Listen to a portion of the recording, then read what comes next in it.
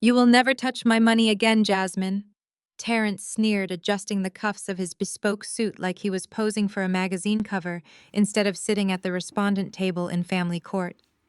Beside him, Tanya, his former executive assistant and current mistress, offered a perfectly glossed, condescending smile.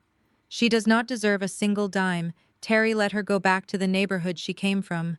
I did not flinch. I just smoothed the skirt of my navy blazer, kept my posture perfectly straight, and watched Judge Harrison open the sealed manila envelope my attorney had just submitted as Exhibit 4.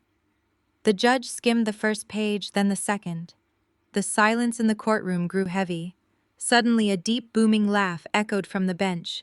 Judge Harrison quickly covered his mouth, clearing his throat to regain his composure, but his eyes were gleaming. "Oh, this is good," he whispered, leaning back in his leather chair. Terrence's arrogant smirk instantly vanished. Tanya's face went ash pale. They thought I had submitted a desperate letter begging for alimony. They had no idea that as a senior forensic auditor, I had not written a plea. I had written a meticulously documented dossier, exposing their entire network of fraudulent shell companies, offshore accounts, and tax evasion. Before I share exactly how I dismantled my husband, entire empire piece by piece, let me know where you are watching from in the comments below. Hit that like button and subscribe if you have ever had to remind an arrogant man exactly who holds the real power. The air conditioning in the Fulton County Courthouse hummed a low, steady rhythm against the absolute dead silence that had just fallen over the room. For the past hour, Terrence and his high-priced defense attorney had been running a masterclass in gaslighting. They had painted me as a gold-digging social climber who had somehow tricked a prominent Atlanta investment broker into marriage. Terrence had sat there shaking his head with manufactured sadness, playing the victim, while Tanya sat directly behind him in the gallery, wearing a diamond tennis bracelet paid for with marital funds. Now that confidence was evaporating in real time. Judge Harrison adjusted his reading glasses, his amusement replaced by sharp professional scrutiny as he flipped to the third page of my dossier. I glanced over at my attorney, Valerie. She was a 50-year-old powerhouse in a crimson suit who had built her entire reputation on dismantling fraudulent men. She did not even look at Terrence. She just kept her eyes locked on the judge, a faint, knowing smile playing on her lips. Terrence's lawyer cleared his throat, his voice suddenly lacking its previous theatrical boom. "Your Honor, if I may inquire as to the nature of this document. My client has fully complied with all financial disclosures required by this court. We object to the admission of unverified emotional appeals." Judge Harrison looked over his glasses, staring dead at Terrence's lawyer. "Counsel, this is not an emotional appeal. This is a certified forensic audit detailing wire transfers from your client primary investment firm to an offshore account registered in the Cayman Islands under an LLC." He paused, looking directly at Tanya in the gallery. "An LLC registered to a Miss Tanya Jenkins. Would your client care to revise his statement regarding full financial disclosure before I involve federal authorities?" Terrence's jaw actually dropped. He turned to look at me, his eyes wide with a mixture of pure terror and completely unhinged rage. You could practically hear the foundation of his fake high society life cracking down the middle. I just held his gaze, not offering a single ounce of sympathy. To understand how we arrived at this moment of absolute destruction, you have to go back exactly 3 months to the day. The illusion of my perfect marriage finally shattered. It was a Tuesday evening in the grand foyer of our $5 million estate in Buckhead. I had just come home from a grueling 12-hour shift, finalizing a massive corporate audit. Terrence was supposed to be at a networking dinner. Instead, he was standing in the kitchen pouring a glass of expensive bourbon, wearing casual clothes. His phone sat unlocked on the massive marble kitchen island, buzzing continuously. Normally, I never looked at his devices. We had built our relationship on trust, or so I thought. But as I set my keys down, the screen lit up with a photo attachment. It was Tanya wearing a robe I recognized from our master bathroom, with the caption counting down the minutes until you get back to the hotel, baby. My heart stopped.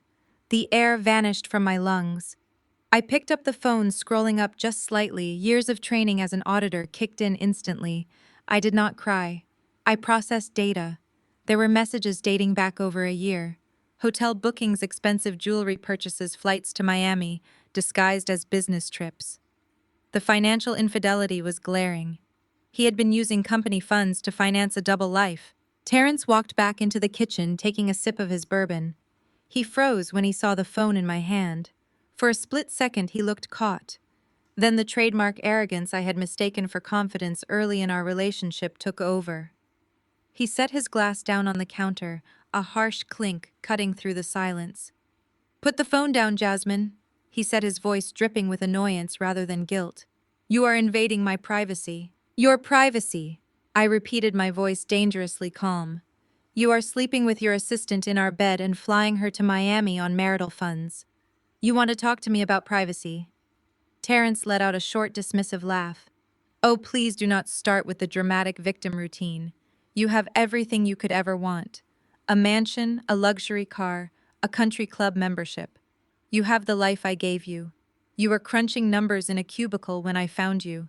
I made you who you are." I stared at the man I had loved for 7 years. The absolute delusion was staggering. "You made me," I stepped closer, dropping the phone on the marble counter. "Terrence, you were facing federal indictment for gross mismanagement of client funds 6 years ago. Your firm was bleeding capital and your partners were ready to throw you to the wolves, who spent 3 months quietly restructuring your entire compliance department, who audited 5 years of your sloppy bookkeeping to keep you out of federal prison. I did. You did not make me, Terrence. I saved you." His face flushed an ugly shade of red. "You did your job as a supportive wife," he snapped, stepping into my personal space, trying to use his height to intimidate me. "And my job was to provide you with a lifestyle you could never have achieved on your own. Do not act like you are suffering. Men in my position have certain needs, certain stresses. Tanya understands the pressure I am under. She does not interrogate me. She just makes my life easier." The sheer audacity of his words solidified the ice in my veins. He truly believed his wealth excused his betrayal. He believed I was just a beneficiary of his greatness, entirely forgetting that I was the architect of his financial salvation. I looked at him, feeling nothing but cold, calculated resolve. "You are right, Terrence," I said quietly, picking up my purse. "You do have a lot of stress to deal with, and it is about to get significantly worse." I walked out the front door that night, checking into a hotel downtown. I did not shed a single tear. Crying was for women who felt powerless. I felt highly motivated. But Terrence was not acting alone. The rot in his character ran deep through his entire family tree. I discovered just how deep exactly 1 week later, when Terrence demanded I attend a mandatory Sunday brunch at his older brother Malik waterfront estate on Lake Allatoona. He told me it was required to keep up appearances while we figured out our next steps. I agreed purely to gather intel. Malik was the golden boy of the family. A former college athlete turned real estate developer, he carried the same suffocating arrogance as Terrence, just packaged in a louder, more aggressive personality. His wife Lauren was a white woman who came from old Southern money and never let anyone forget it. From the moment I stepped onto their sprawling mahogany deck, the hostility was palpable. They treated me exactly the way Terrence did, like a diversity hire in their exclusive family club. Malik paraded around the deck, showing off his new speedboat to his country club friends, deliberately ignoring my presence. Terrence played the role of the doting husband, wrapping an arm around my waist for photos while whispering threats in my ear to smile and play along. The entire afternoon was a masterclass in fake high society posturing. Lauren cornered me by the outdoor bar, pouring herself a heavy serving of champagne while motioning for the bartender to ignore me. The mimosa moment had arrived. She leaned against the marble counter, eyeing my simple tailored dress with undisguised disdain. "You know, Jasmine," she began, her tone dripping with that specific brand of weaponized fake pity, "I told Terrence he needs to be patient with you during this rough patch. It is just so much pressure on him providing for a woman from your background. It must be overwhelming trying to keep up with our circles." I set my glass of sparkling water down on the bar. The surrounding chatter among the guests seemed to naturally lower as people tuned in to the brewing drama.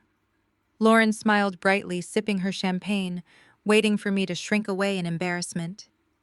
Instead, I pulled up the mental receipts I had collected over years of managing the family broader financial portfolios. My background.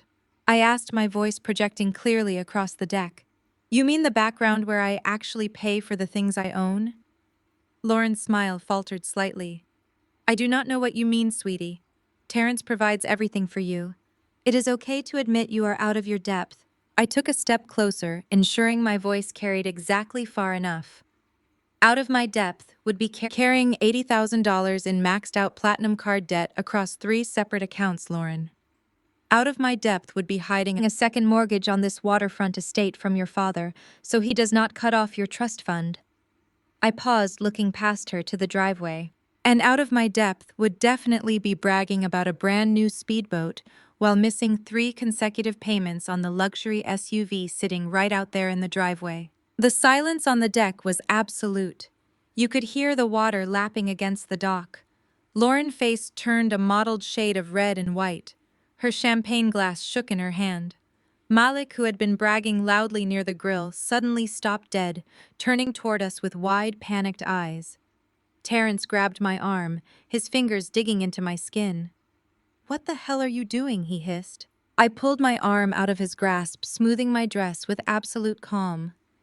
I am just relating to Lauren about financial stress, Terrence. It is so difficult keeping up appearances when the entire foundation is built on fraud, is it not? I picked up my purse, looking at the stunned faces of their wealthy friends. Thank you for the sparkling water, Lauren. I hope the bank is patient with that second mortgage. I turned on my heel and walked off the deck, leaving the entire family drowning in the exact humiliation they had tried to force on me. I drove back to our Buckhead estate with the radio off, enjoying the absolute silence. The adrenaline from the lake house confrontation had faded, replaced by a cold, calculating focus. By the time I pulled my car into the sprawling circular driveway, my phone buzzed with a text from Terrence. It read exactly how I expected it to. I am staying late at the office to do damage control after your little stunt today. Do not wait up. I tossed the phone onto the passenger seat and smiled. Damage control. That was rich coming from a man who was actively destroying his own life. He was not at the office. He was with Tanya, probably at that boutique hotel downtown where the valet knew them by name. Let him have his evening. I had work to do. I walked into the house, bypassing the grand sweeping staircase, and headed straight for the temperature-controlled server room hidden behind the customized shelving in my home office. When Terrence launched Apex Investment Partners 7 years ago, he wanted to project the image of a Wall Street titan. He spent millions on mahogany desks, imported leather chairs, and a breathtaking skyline view. But he refused to pay for top-tier cybersecurity, calling it an invisible expense. So, I built it for him. I spent 3 months writing the code, encrypting the servers, and securing the client portals to federal compliance standards. I saved his firm from being a digital Siev. And when you build the fortress yourself, you always leave a key under the mat. I sat down at my desk, waking up my triple monitor setup. I cracked my knuckles, pulled up the terminal, and typed in the command prompt. The firewall for Apex Investment Partners flashed on the screen, a formidable digital wall designed to keep out corporate espionage and hostile hackers. It took me exactly 4 seconds to bypass it. I entered a hidden sequence of keystrokes utilizing a backdoor protocol I had buried deep within a routine maintenance patch years ago. The system recognized my encrypted credentials immediately. I was in. At first, my goal was simple. I wanted the standard divorce ammunition. I needed to document the marital waste. I pulled up his personal banking ledgers and his private credit card statements. The arrogance of the man was astounding. He was not even trying to hide his tracks efficiently. I found the weekend getaways to South Beach categorized under bogus client development tags. I found the receipts for the Cartier tennis bracelet Tanya had been flaunting, expensed as a corporate gift. I downloaded 5 years of bank statements, hotel invoices, and jewelry receipts, backing them up to an external encrypted drive. This was the easy part. This was the petty, predictable behavior of a man who thought his wife was too domesticated to check the receipts. But as I cross-referenced his personal expenditures against his official legal salary, my forensic auditor instincts kicked into overdrive. The numbers were entirely disjointed. Terrence was spending roughly $40,000 a month on Tanya, his luxury cars, and his country club fees. Yet his declared executive salary was only capping out at half of that after taxes. The math was fundamentally broken. Terrence was not generating enough legitimate income to sustain this fake high society lifestyle. I leaned closer to the monitor, the blue light reflecting in my eyes. The minor marital dispute had just evaporated. I was no longer a betrayed wife looking for cheating receipts. I was a senior forensic auditor staring at a massive financial discrepancy. I pivoted away from his personal accounts and dove directly into the firm's master ledgers. I started pulling the reconciliation reports for Apex Investment Partners. I bypassed the sanitized executive summaries and went straight for the raw, unedited transaction logs. I isolated the high net worth client portfolios, the VIP accounts that Terrence managed personally. These were clients who parked millions in his firm and rarely checked the granular details of their monthly statements, trusting Terrence to manage their wealth blindly. It took me 2 hours of relentless data mining to find the anomaly. It was buried deep obscured by a maze of complex overlapping transactions, but once I saw the pattern, it blared like a siren. Terrence was skimming. I was not making massive noticeable withdrawals. He was executing microtransactions, slicing fractions of percentages off the top of his clients' capital gains before the quarterly reports were generated. To the untrained eye, it looked like standard administrative fees or minor market fluctuations. But I was not an untrained eye. I tracked the fractional skims. Thousands of tiny unauthorized deductions swept out of client accounts and funneled into a central holding node. My heart beat with a steady rhythmic thrum. This was no longer just a divorce proceeding. This was a federal crime: embezzlement, wire fraud, breach of fiduciary duty. Terrence was systematically stealing from his most powerful investors to fund his illusion of grandeur. I opened a tracking program and initiated a trace on the central holding node. I needed to see exactly where the stolen money was going. The funds did not just sit in an Apex account. They were being bundled and wired offshore. I watched the digital trail route the money through a Cayman Islands banking sequence, a classic laundering technique designed to wash the funds clean of their origin. But Terrence was sloppy. He brought the money back on shore too quickly. The Cayman routing number bounced the washed funds directly back into a domestic corporate account registered in Delaware. I highlighted the routing number, a cold smile spreading across my face. He had built an elaborate illegal pipeline right under the noses of his partners, his clients, and the federal regulators. He thought he was a financial genius. He thought he was untouchable. I opened a new query, tapping rapidly on my keyboard.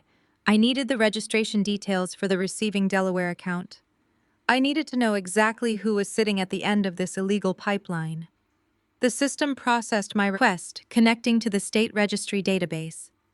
The progress bar flashed on my screen, loading the corporate ownership documents. I sat back in my leather chair, taking a slow, deep breath, ready to uncover the final piece of his criminal enterprise. The data materialized on my screen, perfectly formatted, undeniable, and utterly devastating. The name glowing in crisp black text against the bright white background of the state registry database was Jenkins Premier Consulting, LLC. The registered agent listed underneath was Tanya Jenkins. I actually had to cover my mouth to stifle the sharp bark of laughter that erupted from my chest. He was not just cheating on me. He was not just stealing from his most powerful investors. He had actually made his 25-year-old mistress, the principal owner of a fraudulent shell company, used to receive embezzled corporate funds. Terrence had handed Tanya the keys to a federal indictment wrapped in a neat little bow, and she was probably too busy picking out matching luggage for their Miami trips to realize she was the designated fall guy. I leaned into the monitors and let my fingers fly across the keyboard. Now that I had the exact name of the LLC and the routing numbers, I could pull the curtain back entirely. I initiated a deep dive into the corporate filings linking the Delaware entity back to the offshore Cayman accounts. The arrogance of these two was breathtaking.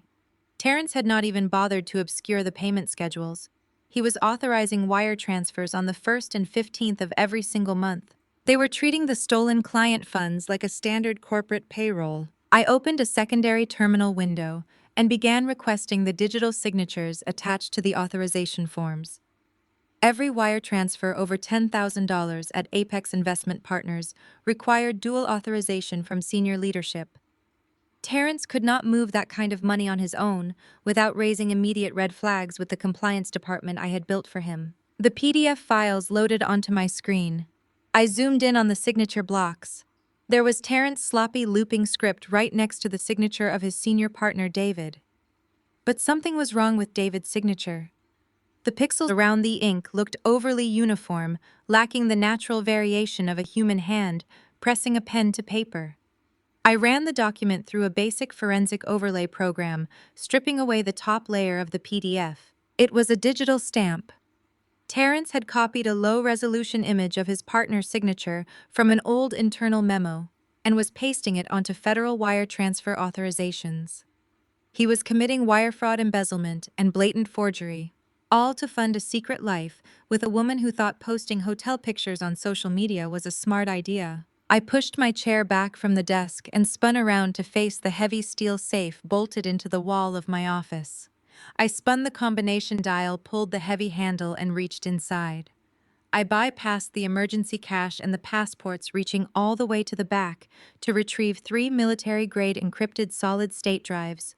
These were not standard thumb drives you buy at a big box store. They were biometric hardware encrypted bricks designed to withstand electromagnetic pulses and unauthorized decryption attempts. I plugged the first drive into my secure port and authenticated it with my thumbprint.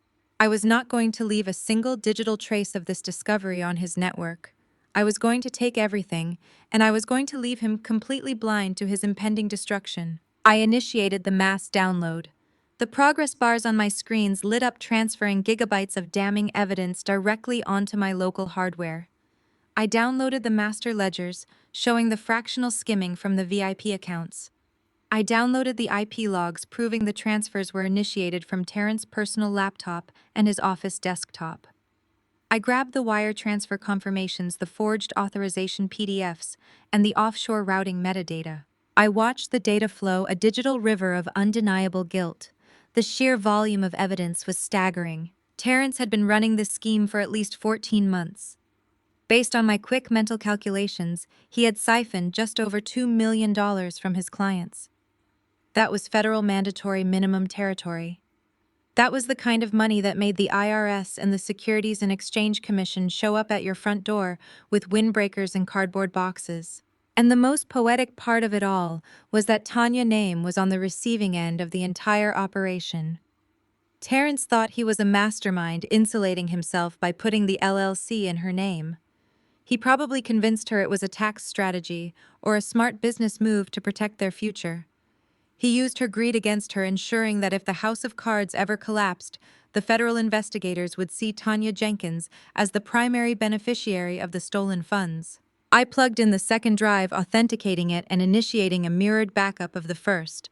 In my line of work, redundancy is survival. You never trust a single source of evidence. I watched the second progress bar race across the screen, feeling a profound sense of clarity. Hours earlier, I had been standing on a wooden deck at Lake Allatoona, listening to Lauren make snide comments about my background while Terrence gripped my arm and told me to play along. They looked down on me because I preferred quiet stability over flashy displays of wealth. They thought my silence meant I was weak. They mistook my discretion for subservience. I plugged in the third and final drive. This one would go straight to a secure safety deposit box under an assumed corporate name, completely unreachable by Terrence or his high-priced divorce attorneys. As the final bits of data copied over, the full picture of my upcoming divorce solidified in my mind. I was not going to fight Terrence over the house. I was not going to argue with him over the luxury cars or the investment portfolios he thought he controlled. I was going to let him believe he had won. I was going to let him walk into family court with his chest puffed out and his condescending smirk perfectly in place. I was going to let Tanya sit in the gallery wearing stolen diamonds, dreaming about her new life. The third drive chirped, signaling the transfer was complete. I safely ejected the hardware, slipping the cold, heavy metal drives into my briefcase. I wiped my search history from the terminal, purged the local cache, and re-established the firewall exactly as I had found it. To Terrence's network, it looked like nothing had happened. The digital perimeter was completely undisturbed. I checked the clock on the wall. It was nearly 3 in the morning. Terrence would be home soon, smelling of expensive hotel soap and practiced lies, ready to sleep off another night of betraying his wife and defrauding his clients. I shut down the monitors, plunging the office back into darkness. I stood up, smoothing my clothes, feeling lighter than I had in years. The pain of the betrayal had been entirely replaced by the cold, sharp thrill of the hunt. Terrence thought he could strip me of my dignity and leave me with nothing. He was about to learn a very hard lesson about what happens when you hand the keys to your entire life to a woman who knows exactly how to read the receipts. I locked the heavy steel safe and slipped out of my home office, pulling the hidden customized shelving back into place. The house was completely silent. I walked down the sweeping mahogany staircase, the plush carpet absorbing the sound of my footsteps. I needed a glass of ice water to cool the adrenaline still humming through my veins. As I crossed the massive open-concept living room, a sudden bright glow caught my attention. Terrence had taken his phone to his hotel rendezvous with Tanya, but he had left his personal iPad face up on the glass coffee table. The screen illuminated the dark room, displaying a fresh notification banner. It was an iMessage. The sender was Malik. The text preview read, "Do not worry about today, man. We will have her out of the picture soon enough." I froze. My hand hovered over the glass table. Terrence and I had always maintained an unspoken rule about device privacy, a rule he clearly used to run a criminal enterprise. But tonight, all the rules were dead. I picked up the iPad. I knew his passcode. It was his fraternity initiation year combined with his father's birth year. Terrence was entirely predictable.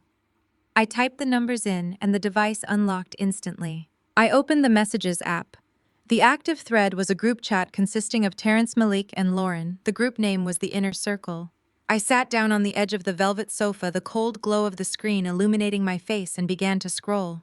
The conversation from earlier that afternoon was a toxic wasteland of microaggressions and coordinated malice. Lauren had initiated the thread right after I walked off their deck at the lake house. She was furious, her text practically screaming off the screen. "I cannot believe you let her speak to me like that, Terrence. She is completely unhinged. You need to expedite the paperwork. I refuse to have that woman embarrassing us at the country club gala next month." Terrence had replied an hour later, clearly after he had checked into the hotel with Tanya. "I handled it, Lauren. She is just acting out because she knows she does not fit in. Tanya is so much more peaceful. No arguments, no attitude. Just submissive and supportive. I am done dealing with Jasmine and her constant need to act like she is the smartest person in the room." I let out a slow, controlled breath. Submissive and supportive. Those were just code words for someone foolish enough to sign federal banking documents without reading them. But the casual cruelty of their words was not what made my blood run cold. It was Malik's response that shifted my focus from marital disgust to legal strategy. Malik had chimed in with the cold, calculating precision of a man who had done this before. "Listen to me, Terry. Do not file the divorce papers yet. You drop those papers now and her lawyers will freeze the accounts before you can secure the liquidity. You need to move the cash first." I scrolled up further, my eyes scanning the blue and gray bubbles rapidly. This group chat was not a new development created to vent about the brunch. This thread had been active for 6 months. For half a year, my husband and his family had been openly discussing my removal from the family like I was a defective piece of corporate furniture. I found a massive block of text from Malik dated 3 weeks ago. It was a step-by-step guide on how to financially ruin me before the divorce was even finalized. Malik was instructing Terrence to initiate a series of fake vendor payments from our joint personal accounts. "I need you to transfer $75,000 to my secondary contracting LLC under the guise of an investment loan," Malik wrote. "Once the divorce goes through and the dust settles, I will wire the cash back to your private account. If you leave it in the joint checking, Jasmine gets half. We are not letting her walk away with our family money." Lauren had enthusiastically chimed in right below that. "Make sure you cancel the umbrella insurance policy on her car too. And what about the tax liabilities from the firm last quarter? Can you shift those to her name? She always handles the taxes anyway. Just have her sign the joint return early, and you can file the amendments later. Do not let her take you for a ride, Terry." I read the words again, letting the sheer magnitude of the betrayal wash over me. This was not just a husband who had strayed. This was an entire family orchestrating a coordinated strike to leave me destitute. Lauren, the woman who smiled in my face at Thanksgiving and called me sister, was actively plotting to stick me with federal tax liabilities. Malik, the brother-in-law who always asked me to look over his real estate contracts for free, was acting as a money laundering service to hide my marital assets. They genuinely thought I was stupid. They believed their own arrogant narrative. Because I did not flaunt my intelligence, because I preferred to stay quiet and observe, they assumed I was incompetent. They mistook my grace for ignorance. I did not smash the iPad. I did not scream into the empty house. I went to work. I opened the settings on the iPad and quickly disabled the sync notifications so Terrence's phone would not alert him to my actions. Then I opened his email client. I composed a new message to the secure, untraceable burner email address I had created earlier that night. I selected the entire chat history with Malik and Lauren, encompassing all 6 months of their premeditated financial conspiracy, and exported it as a raw text file. I attached the file to the email. Next, I took meticulous, high-resolution screenshots of the most damning exchanges, ensuring the timestamps and contact details were perfectly visible. I attached the screenshots to the same email and hit send. I watched the progress bar shoot across the screen. Message sent. I permanently deleted the sent email from his outbox. I cleared the recently deleted folder. I restored the sync settings to their exact previous state. Finally, I closed the Messages app, locked the iPad, and placed it back on the glass coffee table, perfectly aligning it with the edge of a design magazine, exactly how he had left it. The lock on the front door clicked loudly, echoing through the quiet house. I stood up, smoothing my clothes. The heavy oak door swung open and Terrence walked in. He was wearing the same custom suit from the brunch, but his tie was loosened and his collar was unbuttoned. He smelled faintly of expensive cigar smoke and a floral perfume that definitely did not belong to me. He froze when he saw me standing in the center of the living room. "I thought you would be asleep," he said, his voice defensive, immediately on edge. "I was just getting a glass of water," I replied, my tone completely flat and unreadable. He eyed me suspiciously, walking past me to drop his keys on the entry table. "Look about today at the lake house. You overstepped Jasmine. Lauren was just trying to be welcoming, and you humiliated her in front of our friends. I am not going to tolerate that kind of behavior moving forward." I looked at the man I had spent 7 years building a life with. I looked at the man who was actively planning to steal my money and leave me with his tax debts. I did not argue. I did not demand an apology. I just gave him a blank, pleasant smile. "You are right, Terrence," I said softly. "I will make sure my behavior moving forward is entirely appropriate for the situation." He huffed a sigh of relief, clearly believing he had successfully put me back in my place. "Good. I am exhausted. I am going to bed." I watched him walk up the stairs, completely oblivious to the fact that his entire empire was currently sitting on 3 encrypted hard drives in my office, and his family group chat was sitting in my secure inbox. He thought he was playing chess while I was playing checkers. He did not realize I had already flipped the board. I turned off the living room lights and walked back to my office. I needed to call Valerie. It was time to build the trap. The next morning, I bypassed my usual coffee stop and drove straight into the heart of the Buckhead Financial District. Valerie operated her practice from the top floor of a sleek glass high-rise that overlooked the entire Atlanta skyline. Valerie was an absolute legend in local legal circles. A 50-year-old powerhouse who wore tailored crimson power suits, possessed a stare that could freeze boiling water, and commanded a billing rate that made grown men weep. She had built her entire reputation on dismantling arrogant husbands who thought they could outsmart the legal system. She did not take just any case. She took cases she could completely annihilate. I sat across from her massive mahogany desk, placing the 3 heavy biometric encrypted hard drives precisely in the center of the polished wood. Valerie looked at the drives, then up at me, raising one perfectly arched eyebrow. She did not ask for a tearful backstory or offer me a box of tissues. She knew who I was, and she knew exactly the kind of financial circles my husband operated in. I slid a piece of paper across the desk containing the decryption keys. I need you to look at the routing metadata on the second drive first, I said, my voice steady and completely devoid of emotion. Valerie plugged the drive into her secure terminal. Her manicured fingers moved rapidly across the keyboard. For 10 minutes, the only sound in the cavernous office was the soft clicking of the keys and the distant muffled hum of city traffic below. I sat in perfect silence, watching her eyes track across the monitor.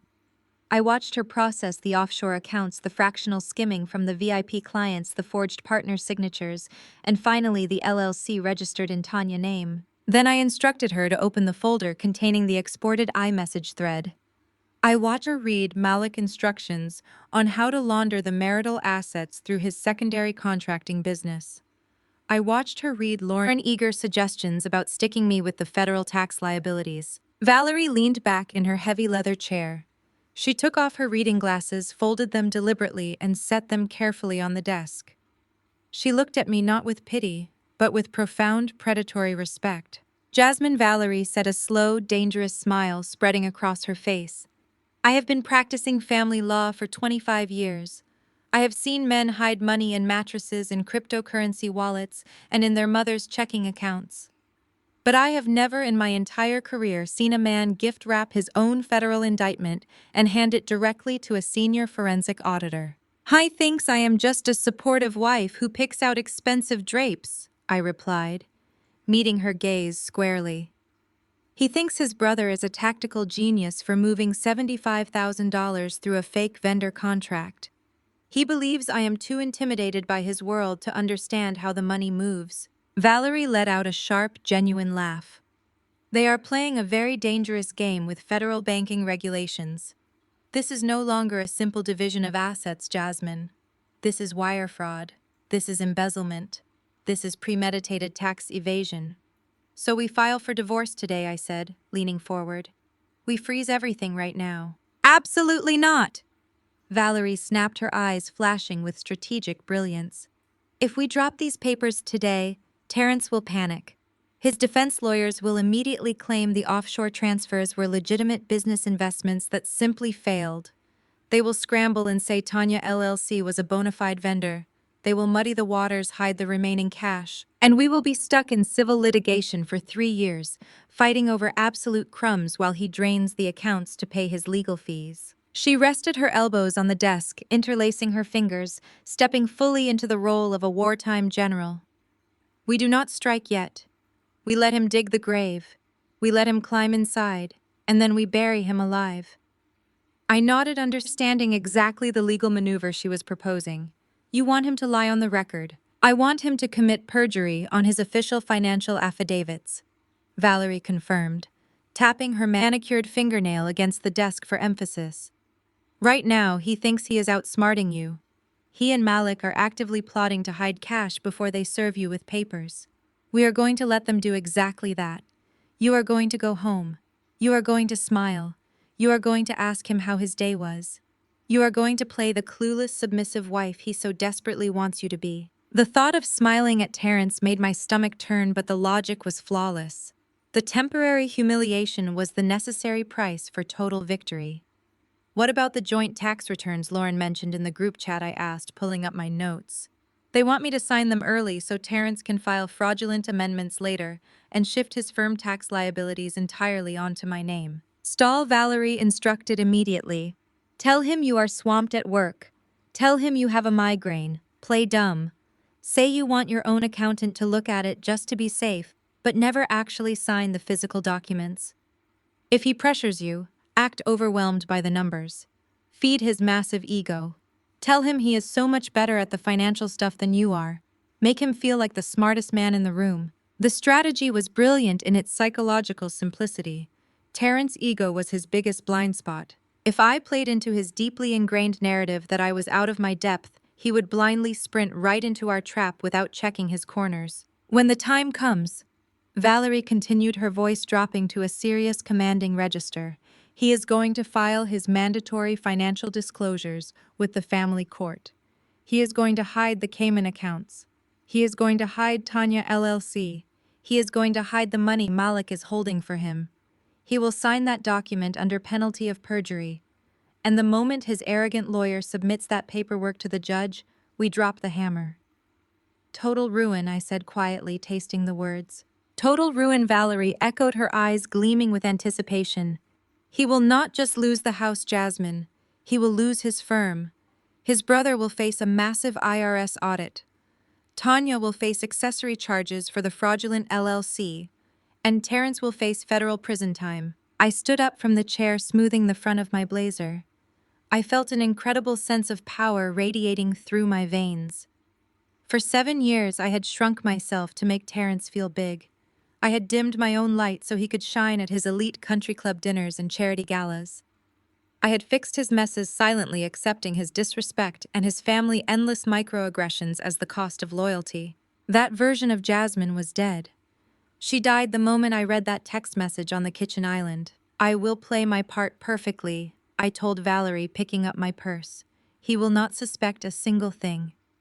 Valerie stood and offered her hand across the desk. I shook it firmly. It was the handshake of two women declaring an absolute war on a system of arrogance and entitlement. Stay sharp, Jasmine, she said as I walked toward the heavy oak door of her office. Let him think he is winning. The louder he boasts, the harder he is going to fall. I walked out of the law firm and stepped into the bright Atlanta morning. The city was bustling around me, professionals rushing to their jobs, entirely oblivious to the absolute destruction I had just set into motion.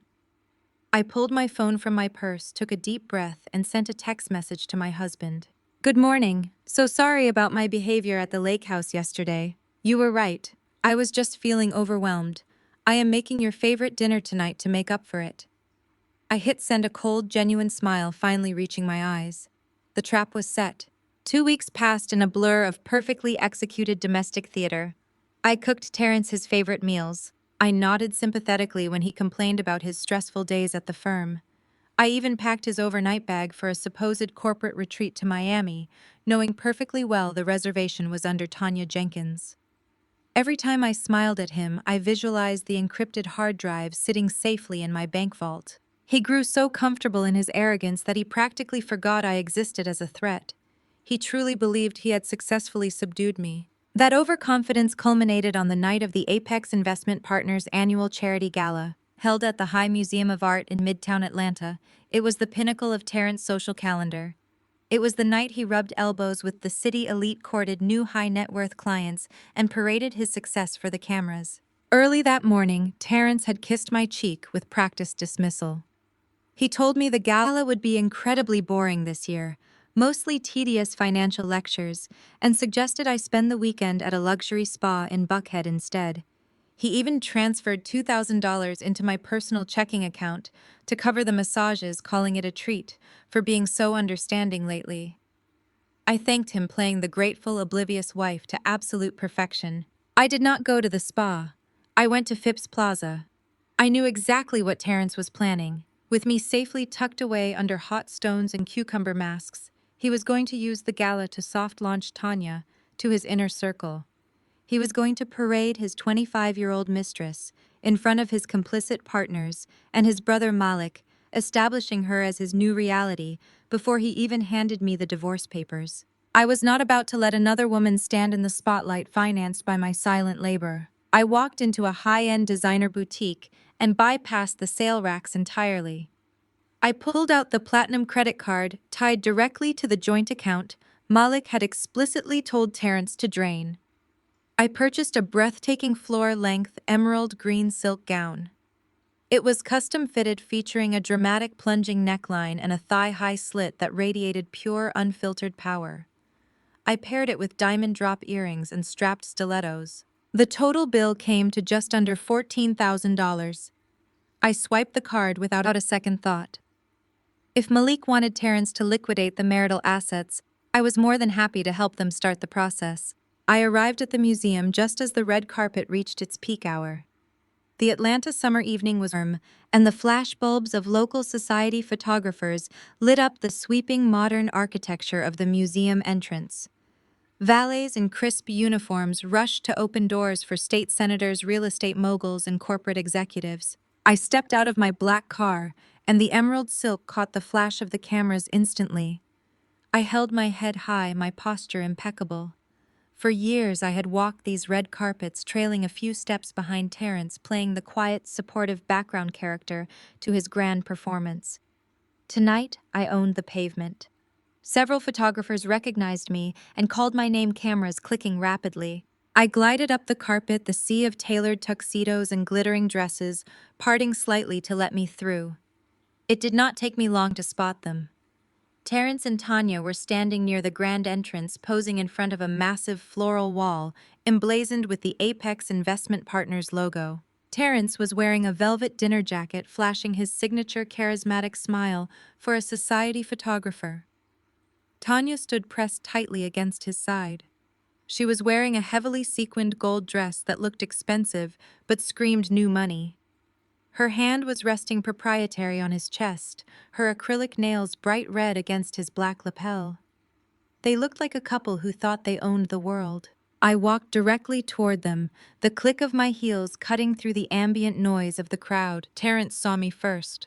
The charismatic smile instantly slid off his face, replaced by a look of sheer, unadulterated terror.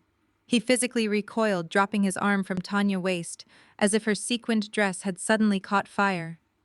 His eyes darted from my face down to the $14,000 emerald gown, and I watched his brain short-circuit as he realized I was not at the spa. Tanya noticed his sudden panic and turned her head. When she saw me approaching, her confident territorial posture crumbled. She took a quick, awkward step backward, nearly tripping over her own heels. I did not scream. I did not throw a drink. I weaponized my etiquette. "Terrence, darling," I said, my voice projecting clearly and cheerfully over the hum of the red carpet. "I know you said the gala would be boring this year, but I simply could not bear to let you represent the firm all by yourself. I finished my spa treatments early just for you." I stepped into his personal space, sliding my arm smoothly through his, forcing him to stand beside his actual wife, while the photographer snapped another dozen photos. Terrence was completely rigid, his jaw clenched so tightly I thought his teeth might shatter. He smelled of expensive cologne and cold sweat. "Jasmine," he choked out, his voice barely a whisper. "What are you doing here?" "Supporting my wonderful husband," I replied, flashing a dazzling smile for the cameras. I turned my head slowly, directing my gaze to Tanya, who was now standing awkwardly 2 feet away, completely isolated from the man she thought she had secured. "And who is your guest, Terrence?" I asked, my tone dripping with sweet, lethal politeness. I looked Tanya up and down, letting my eyes linger on her gold sequins, just long enough to make her shift uncomfortably. "Oh, I recognize you. You are Tanya from the administrative pool. How incredibly generous of you, Terrence, to invite the support staff to such an elite networking event. It is so important for team morale." Tanya's face turned a violent shade of crimson. Several wealthy clients standing nearby turned their heads, their interest piqued by the sudden shift in social dynamics. Tanya opened her mouth to speak, but no words came out. She looked at Terrence silently, begging him to defend her, to claim her, to validate the lies he had been feeding her in expensive hotel rooms. Terrence did absolutely nothing. His survival instinct had kicked in, and he knew that causing a scene on the red carpet with his biggest investors watching would destroy his career overnight. He looked away from Tanya, staring straight ahead at the cameras, abandoning her completely in front of Atlanta elite. "Yes," he managed to say, his voice strained and hollow. Tanya was just heading inside to check on the catering arrangements. Tanya's eyes filled with humiliated tears. The man who had promised her the world had just publicly demoted her back to a cater waiter. She spun around and practically ran toward the museum entrance, disappearing into the crowd. I patted Terrence's arm, gently smiling up at him with venomous grace. "You really are so good to your employees, darling." Terrence glared down at me, his facade cracking entirely. "You think you are clever," he hissed under his breath, leaning in so the photographers could not hear him. "You have no idea what you just walked into, Jasmine. You are going to regret coming here tonight." I highly doubt that I whispered back, my smile never faltering. "But I love this suit on you. Enjoy wearing it while you still can afford the dry cleaning." Before Terrence could process the threat embedded in my words, a sharp, familiar voice cut through the air behind us. I turned slightly, letting my arm drop from Terrence's side, fully prepared for the next wave of the assault. Malik and Lauren were marching up the red carpet, and Lauren's face was twisted in a mask of absolute fury. Lauren did not even bother lowering her voice. She pointed a manicured finger directly at my chest, her diamond rings catching the harsh glare of the camera flashes. Security. We need security over here immediately. This woman is trespassing. Malik stepped up right behind her, trying to use his broad shoulders to block me from the view of the photographers. Jasmine, you are completely out of line. You need to leave right now. This is a private corporate event, and you are not on the executive sponsor list. I stood my ground, my emerald gown brushing against the red carpet. I looked Malik dead in the eye. I am still legally his wife, Malik. I am fairly certain that grants me access to the +1 ticket. Lauren scoffed loudly, ensuring the group of wealthy real estate developers standing 10 feet away could hear every single word. This VIP section is for family and elite sponsors only. You do not belong here, Jasmine. You are making a desperate scene, and frankly, it is embarrassing for all of us. Terrence is the managing partner. You are just a guest who overstayed her welcome. Security. A burly man with a discreet earpiece stepped forward, followed closely by a polished woman holding a clipboard, clearly the venue director for the High Museum. The director looked between Terrence, Lauren, and me with practiced, nervous diplomacy. Is there a problem here, Mr. Vance? Before Terrence could stutter out a lie, Lauren took charge. Yes, there is a problem. This woman is harassing the managing partners of Apex Investment. Have her escorted to the street immediately. The venue director looked at me apologetically. Ma'am, if you are not on the approved sponsor list, I am going to have to ask you to step behind the velvet ropes. I did not break eye contact with Lauren. I simply reached into my clutch and pulled out a stack of folded, notarized documents. I am not here for the complimentary champagne or the past hors d'oeuvres. I am actually here on official financial business. I turned my attention to the venue director, keeping my voice bright, clear, and perfectly modulated for the surrounding crowd to hear. I am Jasmine Vance. I believe your valet team is currently holding the keys to two 2025 Range Rover autobiographies parked directly in the VIP display loop. One is matte black driven by Malik over there. The other is charcoal gray driven by Terrence. The director nodded slowly, clearly confused by the pivot. Yes, Ms. Vance. Those vehicles are parked in the premier sponsor spots. Excellent, I said, unfolding the documents and handing the top page directly to the venue director. As you can see by these commercial lease agreements, my name is the primary financial underwriter for both of those luxury vehicles. My husband and his brother prefer to lease their lifestyle through my credit profile to keep their corporate debt ratios low. Malik's face instantly dropped. He lunged forward slightly, reaching for the papers. Jasmine, what are you doing? Put that away. I stepped back neatly, avoiding his grasp. Unfortunately, I continued addressing the director and the highly attentive crowd of socialites now openly staring at us. Terrence has been taking terrible financial advice from Malik recently. They have decided to actively drain their joint accounts to hide assets, which means they have officially missed the last 3 lease payments on both vehicles. Lauren's face contorted in sheer outrage. You are lying. You are a bitter, jealous liar making a scene because Terrence upgraded his life. I smiled warmly at Lauren, then raised my hand and pointed gracefully toward the street just beyond the red carpet. Right on cue, the heavy diesel rumble of 2 commercial tow trucks cut through the elegant string music playing over the outdoor speakers. The trucks pulled aggressively into the museum's circular driveway, their bright yellow lights flashing brilliantly against the evening sky. I am not making a scene, Lauren. I am legally reclaiming my property. I turned back to the venue director, who was now staring at the tow trucks in absolute shock. Please inform your valet team to hand the keys for both Range Rovers to the gentleman in the high-visibility vests. The bank has officially ordered the repossession, and I am simply facilitating the corporate handover to save the repo men the trouble of hunting these cars down at the country club tomorrow. The collective gasp from the surrounding crowd was like music. 2 state senators and a prominent venture capitalist were openly whispering to their wives, pointing at the flashing yellow lights. In the hyper-competitive, image-obsessed world of Atlanta high society, there is no sin greater than being exposed as broke. And I had just exposed the Vance brothers as fraudulent, heavily indebted pretenders on the biggest night of their fiscal year. Terrence stood completely paralyzed.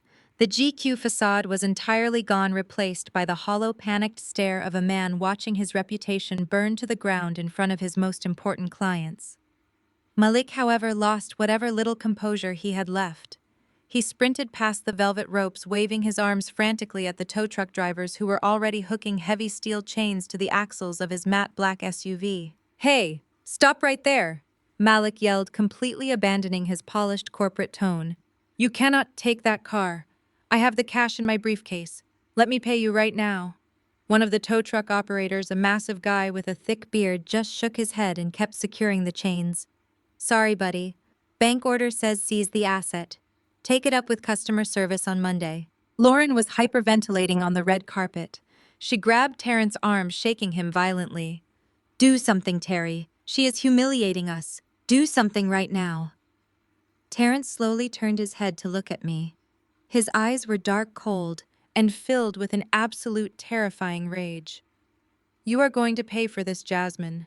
I swear to God I will take everything from you." I looked at my husband, feeling nothing but profound pity for his lack of strategic vision. "You already tried to take everything from me, Terrence. I am just taking my credit score back." I turned my back on them. The flashbulbs erupted again, capturing the exact moment I glided away in my $14,000 emerald gown, leaving my husband and his brother stranded on the red carpet while their leased luxury vehicles were towed into the Atlanta traffic. I did not look back. I had another trap to set, and the night was still young. I left the charity gala and ordered my driver to take me straight back to the Buckhead estate. Terrence and Malik were undoubtedly spending their evenings screaming at impound lot operators and calling emergency financial fixers. I had a narrow window of absolute privacy to execute the next phase of Valerie's strategy. Moving out was surprisingly simple. I did not take the luxury furniture. I did not take the expensive art Terrence had purchased to impress his clients. I packed exactly 4 suitcases of my personal clothing, my jewelry, and my secure work laptops. Everything else was just dead weight tied to a dead marriage. Before I rolled my suitcases to the front door, I walked into the kitchen. The massive marble island where I had discovered his infidelity just weeks ago was completely bare. It was the perfect stage. I reached into my briefcase and pulled out a thick cream-colored envelope bearing the embossed logo of a highly exclusive Zurich-based wealth management firm. The document inside was a masterpiece of legal fiction. It had been drafted carefully by Valerie and a trusted colleague who specialized in offshore trusts. The letter was addressed directly to me. It formally requested my signature to initiate the disbursement of a generational inheritance trust previously held in probate by a distant, unnamed relative. The total liquid value listed on the second page was a staggering $8.5 million. It looked incredibly authentic, down to the watermarked paper, the metallic seal, and the signature of a fictitious Swiss executor. I pulled the document halfway out of the envelope and left it sitting right next to the high-end coffee maker Terrence used every single morning. It was positioned casually, as if I had been reading it in a rush and simply forgot to pack it in my haste to move out. It was impossible to miss. I walked out of the mansion, locked the door, and got into the waiting black car. I checked into a luxury high-rise apartment downtown that I had secured under a corporate alias 2 days prior. The space was sleek, modern, and completely untainted by Terrence. By 8 o'clock the next morning, I was sitting at my new kitchen counter drinking an espresso and opening the smart home security application on my phone. When we built the house, I had insisted on installing high-definition security cameras in the main living areas for safety. Terrence never bothered to learn how the system worked, assuming it was just another piece of technology he could ignore. He did not realize my administrative access remained fully active. At exactly 8:15, Terrence walked into the kitchen on the video feed. He looked completely defeated. His hair was unkempt. His custom suit jacket from the night before was tossed carelessly over a dining chair, and he was violently rubbing his temples. The reality of losing his leased luxury cars in front of Atlanta high society had clearly kept him awake all night. He walked over to the coffee maker and froze. The camera angle was absolutely perfect. I watched him pick up the cream-colored envelope. I watched his eyes scan the heavy cardstock. The physical transformation was instant. The defeat completely vanished from his posture. His eyes widened. He flipped to the second page, his mouth actually dropping open as his brain processed the number $8.5 million. He did not even wait to pour his coffee. He grabbed his phone from his pocket and dialed a number, putting it on speaker and pacing the length of the kitchen. The high-definition microphone picked up the audio with crystal clarity. Tanya answered, her voice cold and annoyed from the humiliation she had suffered on the red carpet. Terrence cut her off immediately before she could complain. "Tanya, listen to me," he said, his voice breathless with pure, unfiltered greed. "Forget about last night. Forget about the cars. Jasmine is hiding money. Massive money." I listened as he read the fake document aloud to his mistress. Tanya, annoyance evaporated, instantly replaced by the exact same toxic greed that fueled my husband. "8 million, she gasped through the speaker. "Terry, she is trying to hide that from you in the divorce. She is trying to run away with it." "Exactly," Terrence replied, pacing faster, a manic energy taking over his movements. "She moved out last night, but she left this sitting right on the counter. She is getting sloppy. My lawyer told me I had to disclose all my accounts to the court, but if she is hiding this kind of wealth, I can demand a full forensic financial discovery on her. I am legally entitled to half of this marital asset. That is $4 million in clean, untraceable cash. With that kind of money, I can pay off Malik, replace the cars, and expand the firm." "Call your lawyer right now," Tanya urged, her voice shrill with excitement. "Make her open her books. Take half of everything she has. Do not let her get away with this." Terrence laughed. It was a dark, triumphant sound that echoed through the empty kitchen. "I am going to do more than take half, baby. I am going to demand full transparency. I will sign whatever affidavits they want to force her to show her hands. I am going to bleed her dry." I closed the security app on my phone and took a calm, satisfied sip of my espresso. He had taken the bait, hook, line, and sinker. His absolute greed had just overridden every single instinct of self-preservation he had left. He thought he had found my secret weakness, a hidden fortune he could legally raid to save his crumbling empire. I was going to march into his legal deposition and aggressively demand financial transparency. He was going to force the court to look at all assets, completely blinding himself to the fact that demanding financial transparency meant he had to swear under oath that his own finances were clean. He was going to sign sworn affidavits under penalty of perjury to get his hands on my fake millions. He was building his own gallows, and I was more than happy to hand him the rope. I picked up my phone and dialed Valerie direct line. She answered on the first ring. "He found the document," I said, keeping my voice bright and professional. "He is calling his lawyer to demand full financial discovery." Valerie let out a rich, booming laugh that warmed my heart. "Oh, Jasmine, it is almost too easy. Let him demand discovery. We will schedule the pre-trial deposition for next week. Let him sit in that chair and lie under oath. We have everything we need." I hung up the phone and looked out the floor-to-ceiling windows of my new apartment. The Atlanta skyline stretched out before me, shining in the morning sun. Terrence thought he was about to orchestrate the financial heist of the century. He had no idea the vault he was trying to break into was completely empty and the alarms had already been tripped. The conference room at Valerie Law Firm was a masterclass in psychological warfare. The temperature was set exactly to 68 degrees.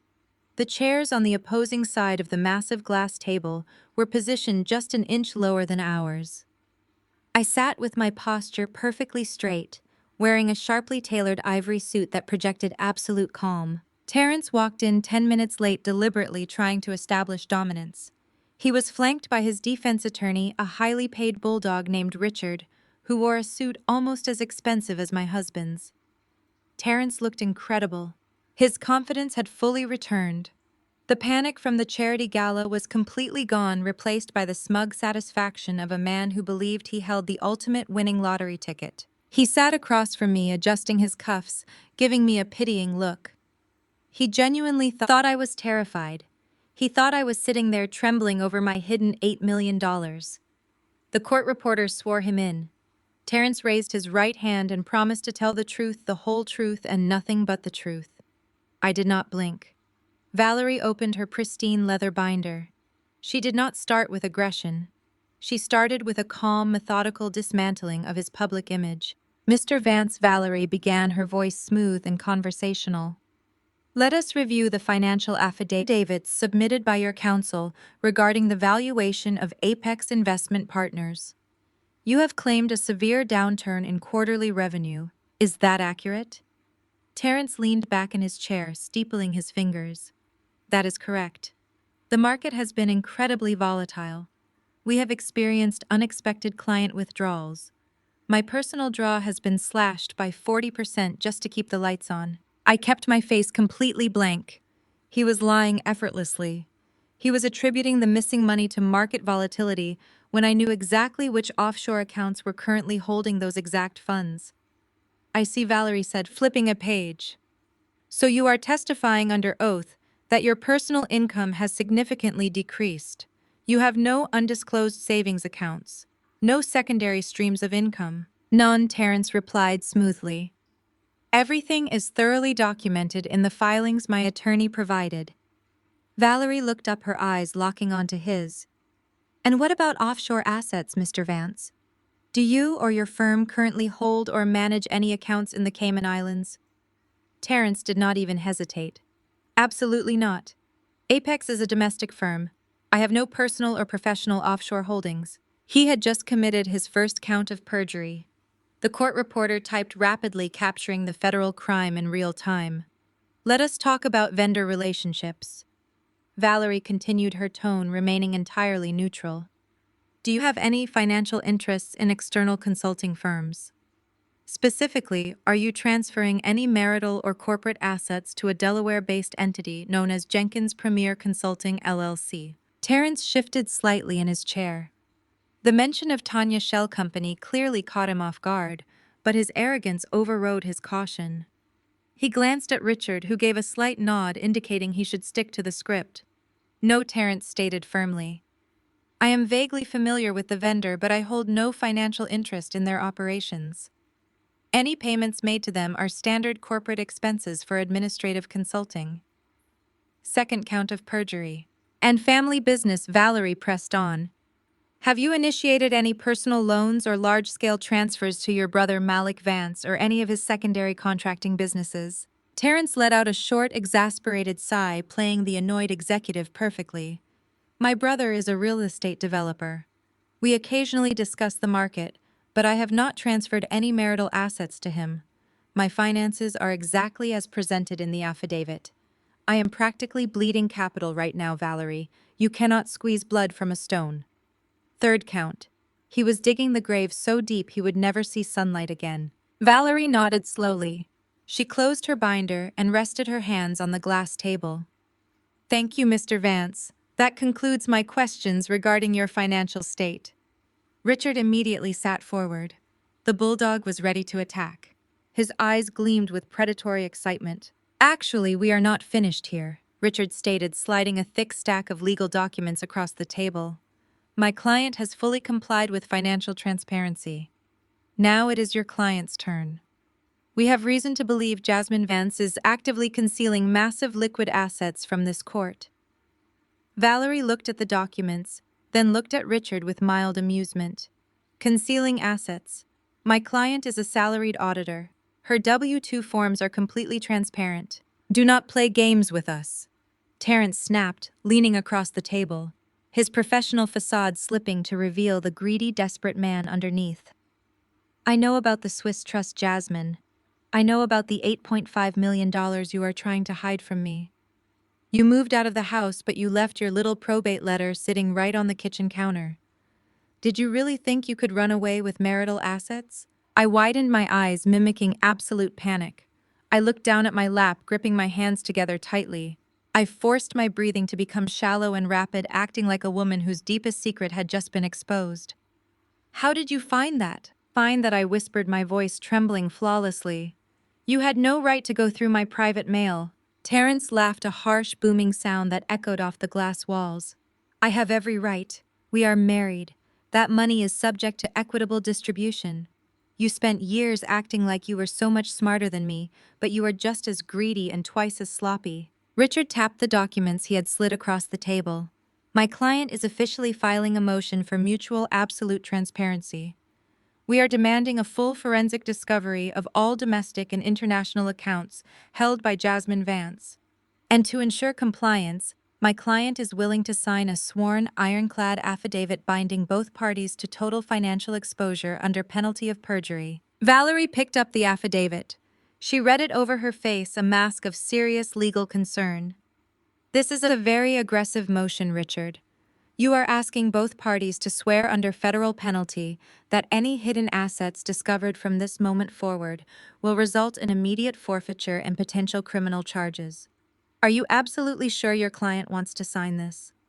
Hand me the pen, Terrence demanded, holding his hand out to his lawyer.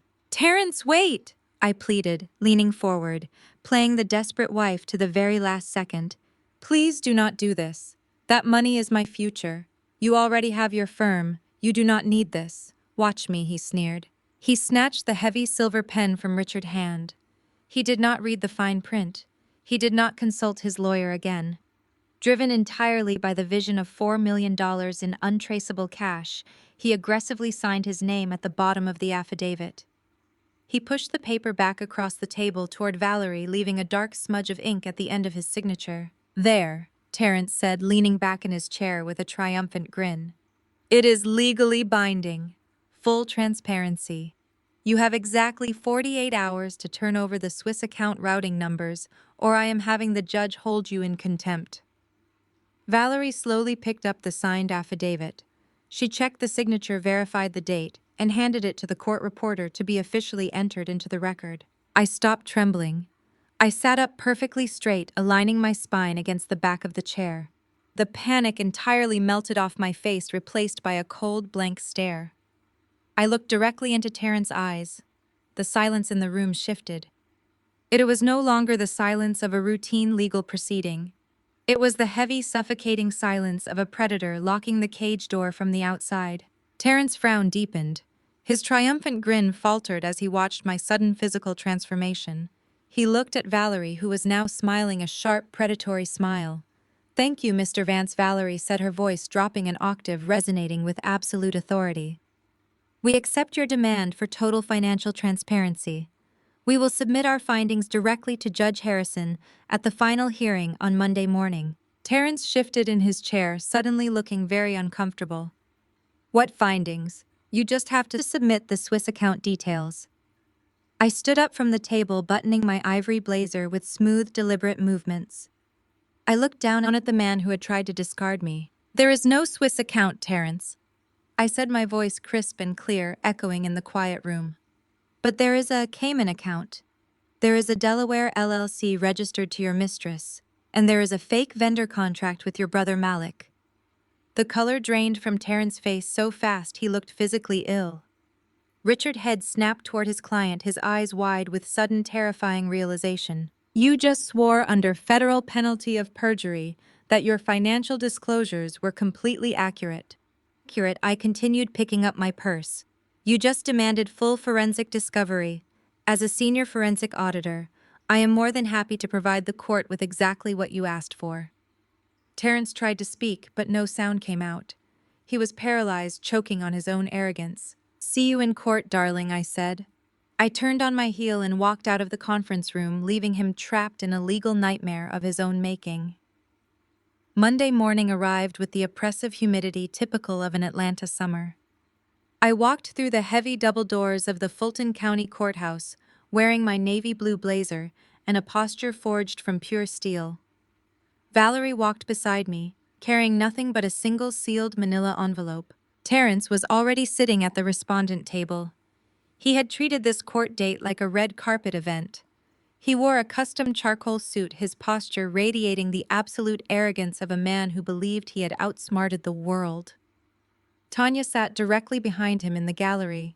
She wore a bright red designer dress that was entirely inappropriate for a courtroom, and the Cartier tennis bracelet purchased with my marital funds sparkled on her wrist. They were not alone. Malik and Lauren occupied the row right behind Tanya. Lauren was whispering something to Malik, a smug smile plastered across her face. They had shown up to watch my financial execution. They wanted front row seats to my humiliation. I sat down at the plaintiff table. I did not look at them. I did not arrange any files. I simply folded my hands on the desk. Terrence leaned across the aisle, separating our tables.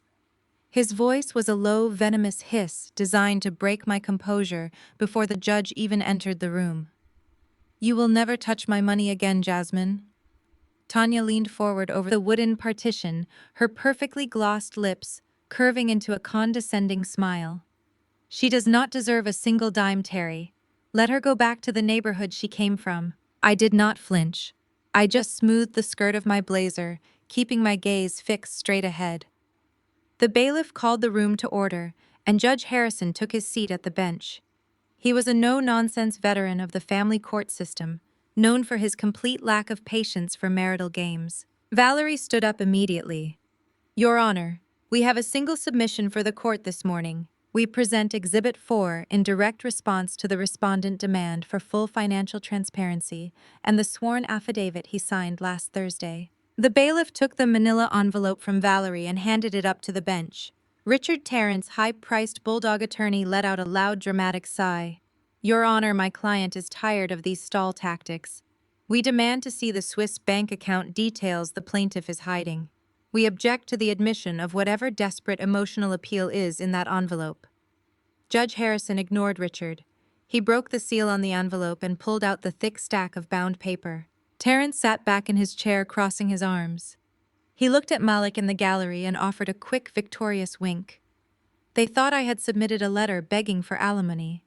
They thought I was throwing myself on the mercy of the court because the fake $8 million trust fund did not exist.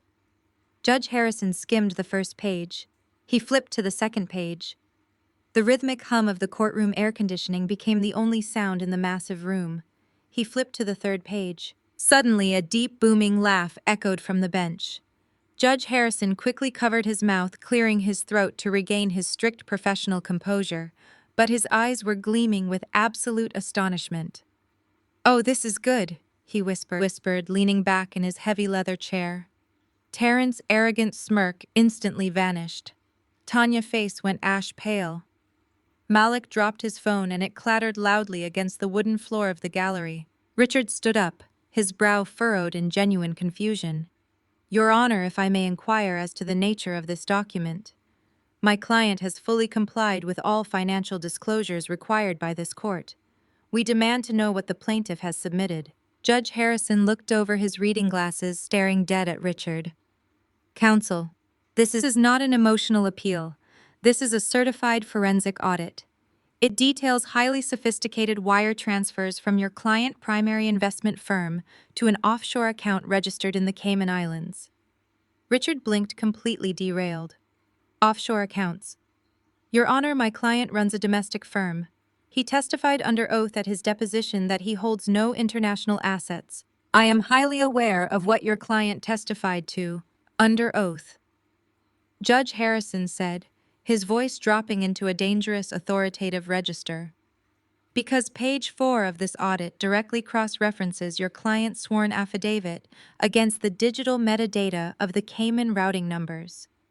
"But that is not even the most interesting part, counsel." Judge Harrison turned his gaze directly onto Terrence.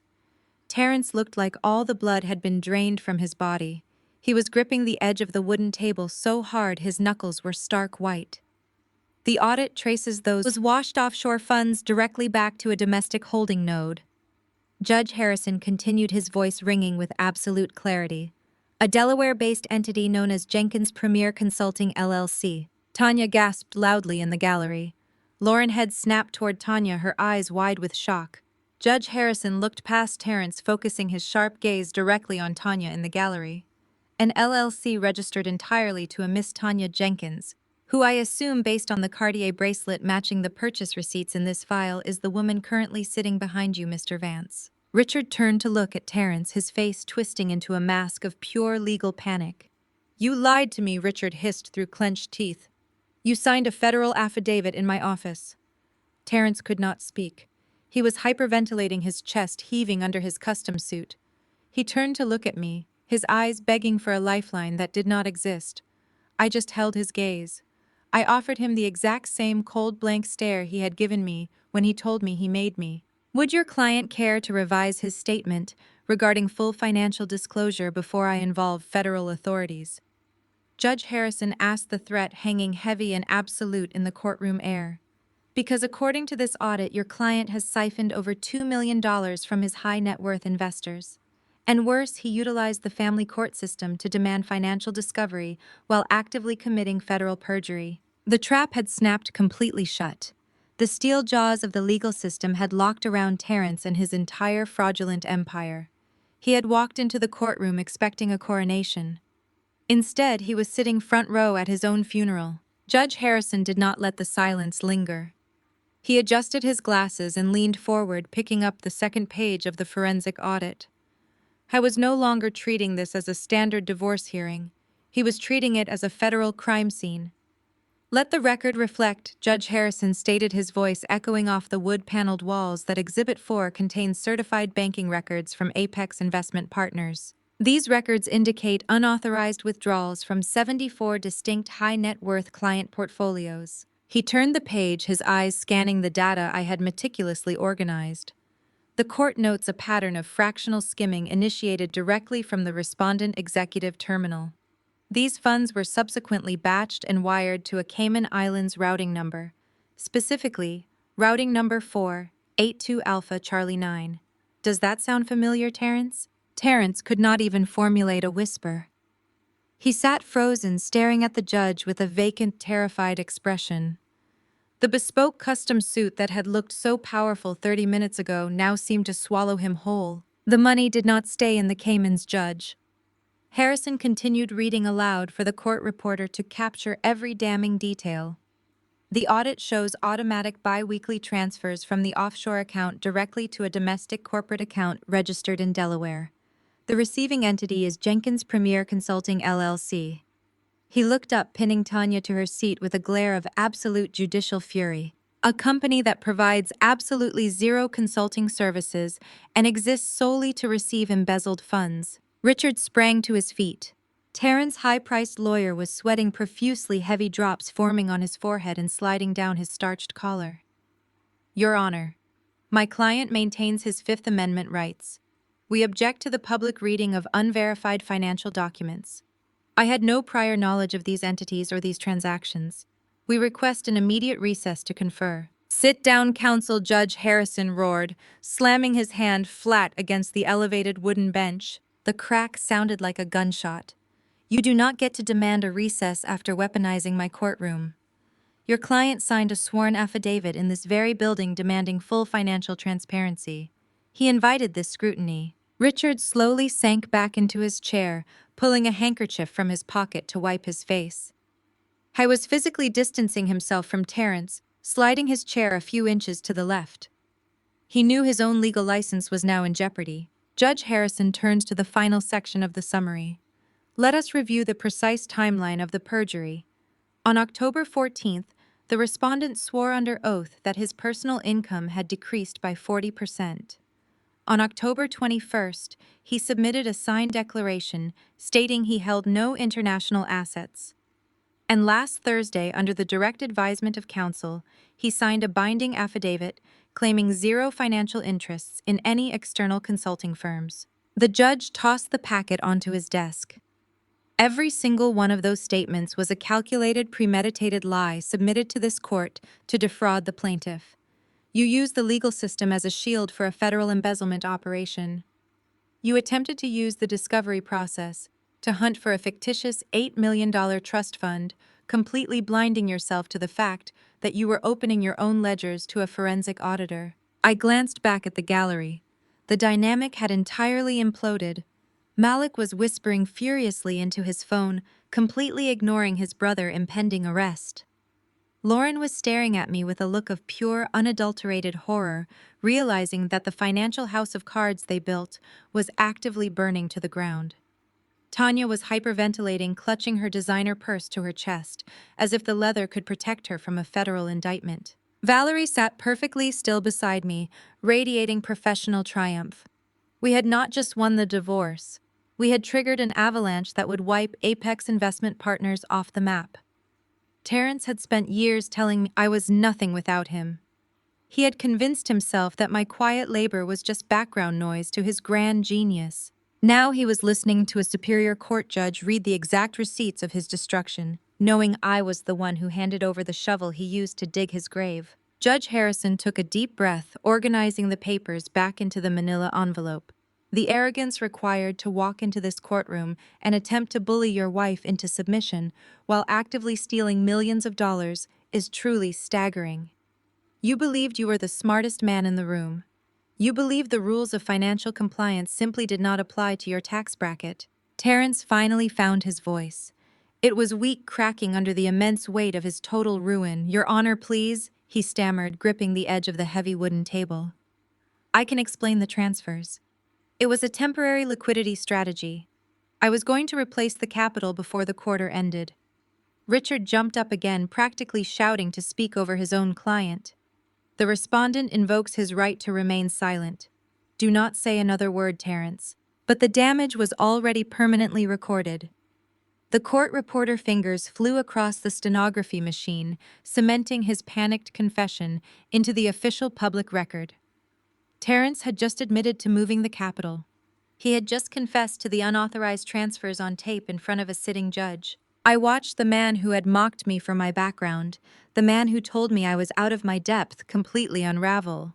He looked pathetic. All the country club dinners, all the designer watches, all the leased luxury vehicles meant absolutely nothing in the face of a federal felony. I had not yelled. I had not thrown a single insult. I simply let him speak until he choked on his own words. Judge Harrison leaned forward, his hands clasped tightly together. "There will be no further explanations required in this venue. You have exhausted the patience and the jurisdiction of this family court. The documentation provided by the plaintiff is thorough, verified, and entirely damning. This is no longer a simple matter of equitable distribution or hidden marital assets. You have crossed the line into a severe criminal enterprise." The air in the courtroom felt completely still. No one dared to move. Even the bailiffs were standing at high alert, anticipating the chaos that was about to unfold. I kept my posture rigid, ensuring that when Terrence looked at me, he saw exactly what he had created. A woman who had meticulously mapped out his downfall and executed it with flawless precision. Judge Harrison picked up his gavel, but he did not strike it. He held it suspended in the air, a physical representation of the absolute authority he was about to drop on my husband. "Effective immediately." Judge Harrison declared, his voice slicing through the heavy silence of the courtroom. "I am issuing an emergency ex parte order, freezing all financial assets associated with the respondent Terrence Vance. This includes all personal checking and savings accounts, all investment portfolios, and all corporate operating accounts tied to Apex Investment Partners." Terrence jolted in his chair, as if he had been physically struck. "Your Honor, you cannot freeze the operating accounts. I have payroll. I have client distributions. You no longer have a functioning business." "Mr. Vance," Judge Harrison shot back, his tone devoid of any sympathy. "You have a crime scene. As of this exact second, your authorization over those funds is completely revoked. Any attempt to move, transfer, or liquidate capital will result in your immediate incarceration for contempt of court." I watched the reality of the situation crash over Terrence. His access to wealth was the only thing that made him powerful. It was the armor he wore to intimidate people. It was the magnet that attracted Tanya.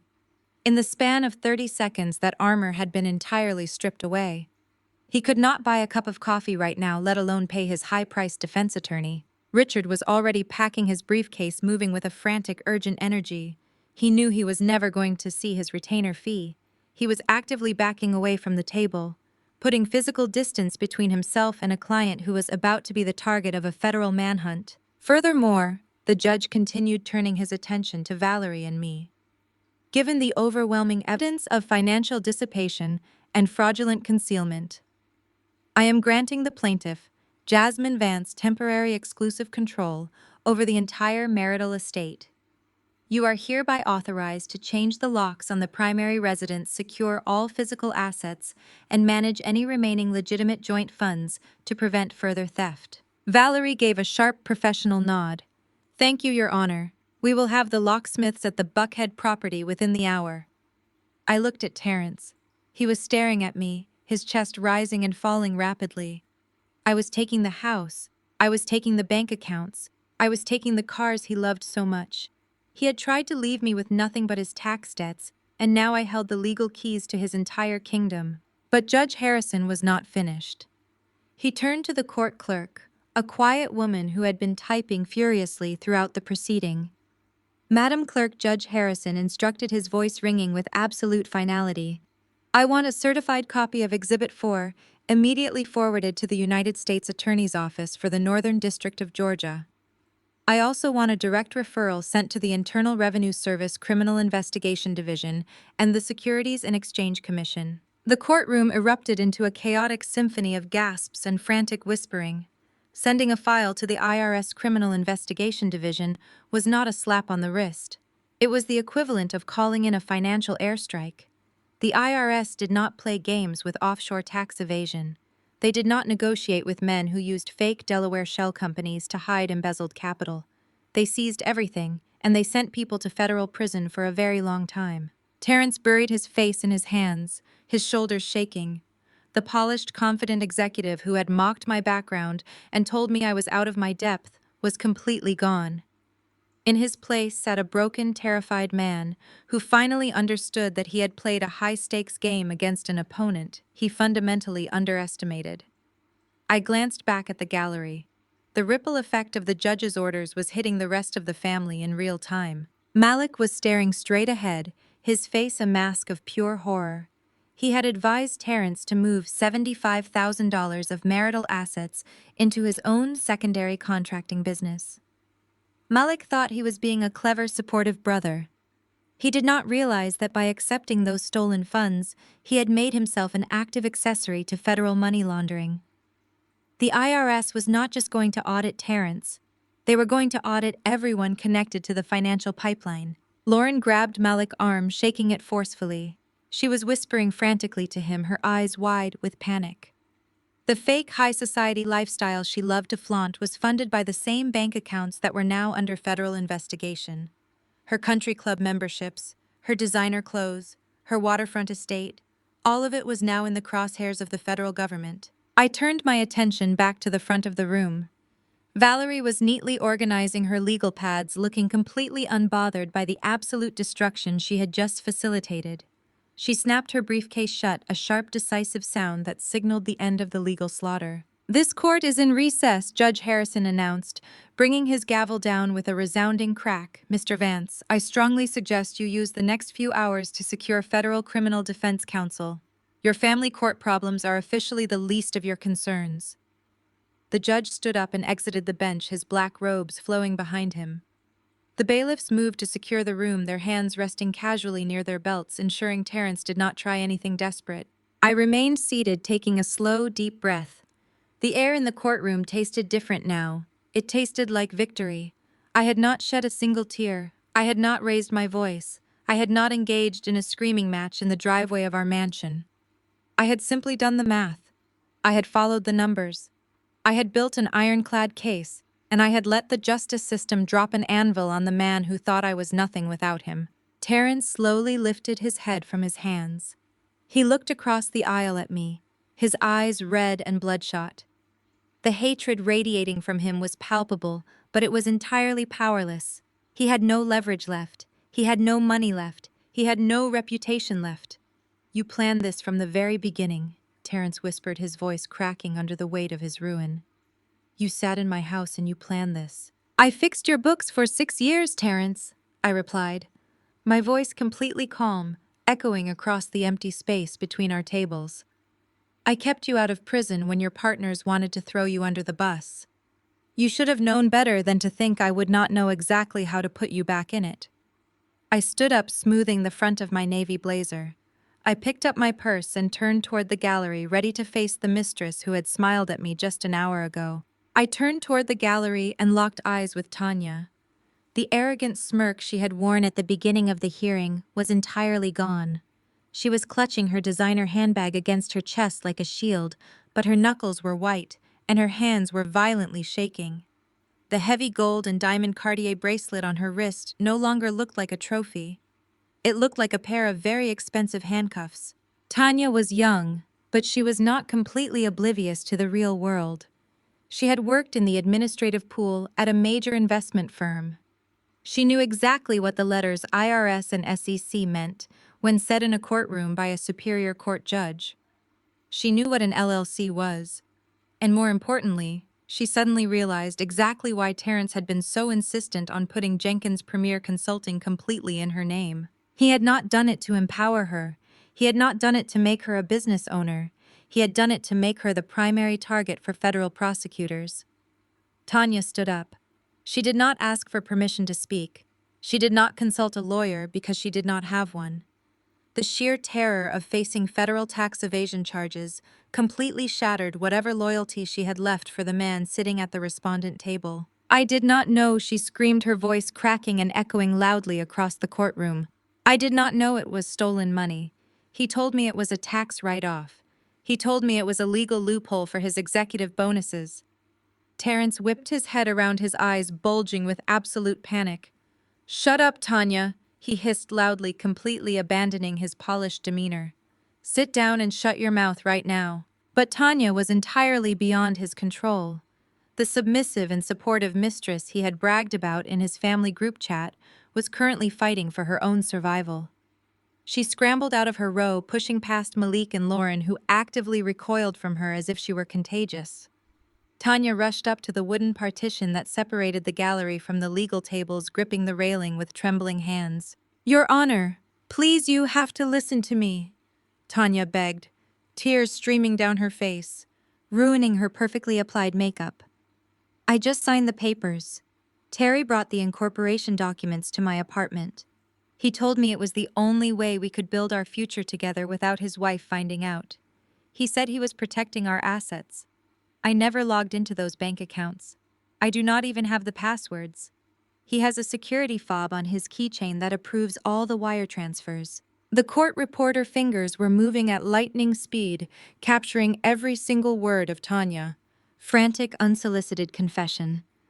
Tanya, Terrence roared, standing up from his chair and slamming his hands flat on the defense table. "I said shut up. You are ruining everything." "I am ruining everything!" Tanya screamed back, her voice reaching a hysterical pitch. "You ruined my life. You promised me we were going to Miami. You promised me a ring. You never told me you were embezzling millions of dollars from your clients. You told me you were just shifting your own salary.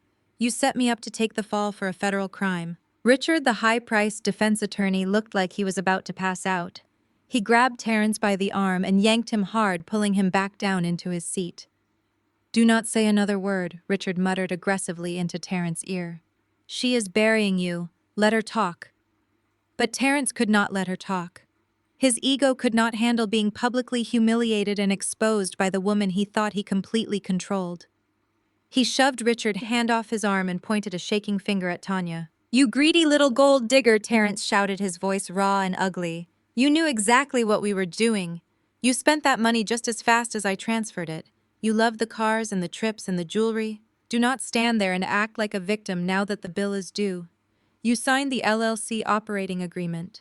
Your name is on the federal tax identification number. You are just as guilty as I am." Judge Harrison leaned forward, watching the absolute implosion of their criminal partnership with cold judicial detachment.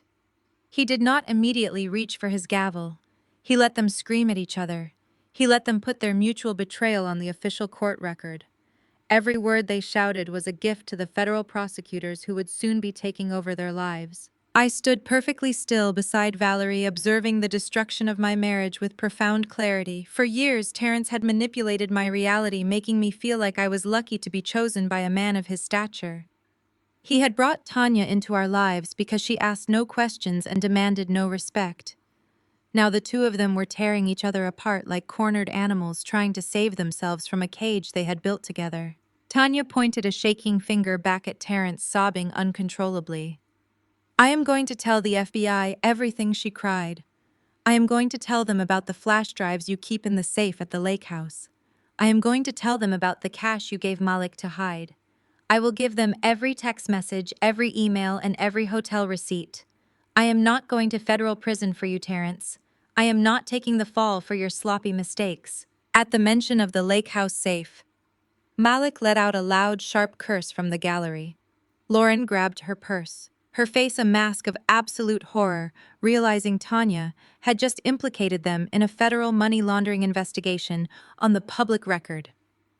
Judge Harrison finally picked up his gavel and brought it down with a sharp, deafening crack that instantly silenced the shouting match. "That is quite enough," Judge Harrison declared, his voice echoing with absolute authority. "Miss Jenkins, you are currently unrepresented by legal counsel.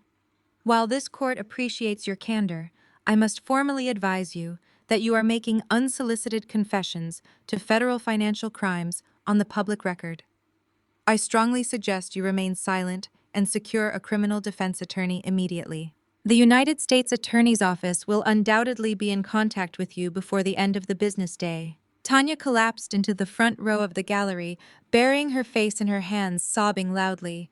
She finally understood that pointing the finger at Terrence did not erase her own signature on the fraudulent documents. She was trapped. Terrence sat at the defense table, breathing heavily, staring at the wooden grain of the desk. The polished, arrogant executive was entirely gone. He looked completely broken. The woman he had chosen over me had just handed the federal government the exact roadmap they needed to dismantle whatever was left of his life. The silence in the courtroom following the judge's warning to Tanya was absolute, heavy, and suffocating. For a long, agonizing minute, the only sound was Tanya, quiet, hyperventilating sobs from the front row of the gallery. Terrence remained seated at the defense table, his head bowed, his hands gripping the wooden edge so tightly his knuckles were completely drained of color. He looked like a statue of a defeated king, but the statue was cracking. I watched his shoulders begin to tremble. It was not the trembling of a man experiencing remorse or sorrow. It was the rapid, violent vibration of a man who had just watched his entire universe burn and realized he could not buy his way out of the ashes. The break happened in an instant. Terrence shoved himself away from the table with such explosive force that his heavy wooden chair tipped backward, crashing loudly onto the polished courtroom floor.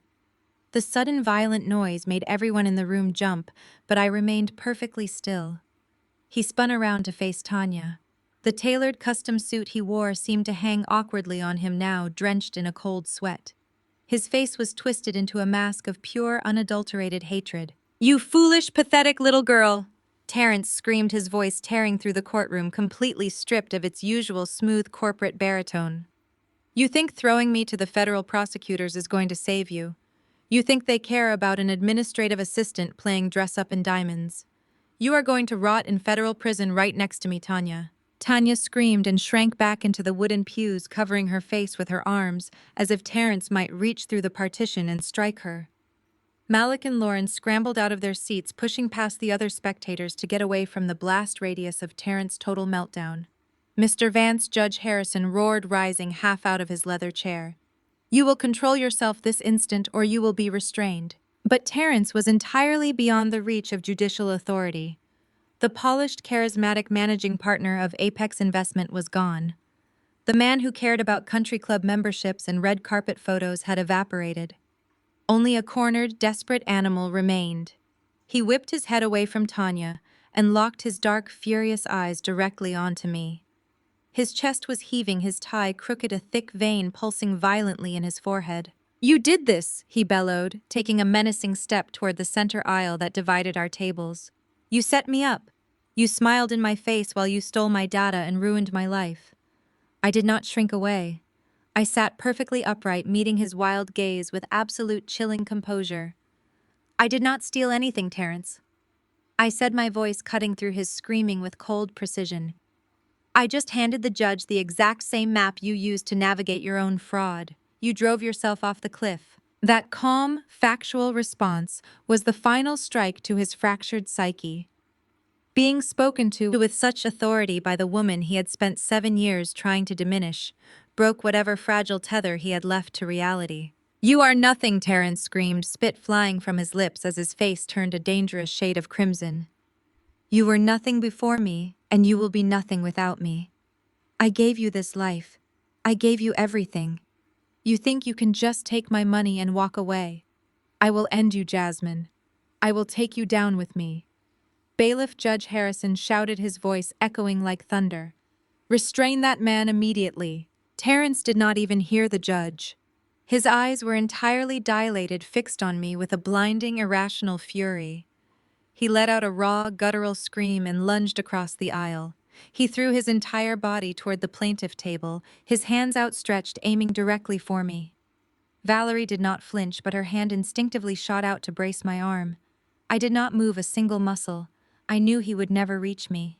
Before Terrence could even close half the distance, the courtroom bailiffs intercepted him.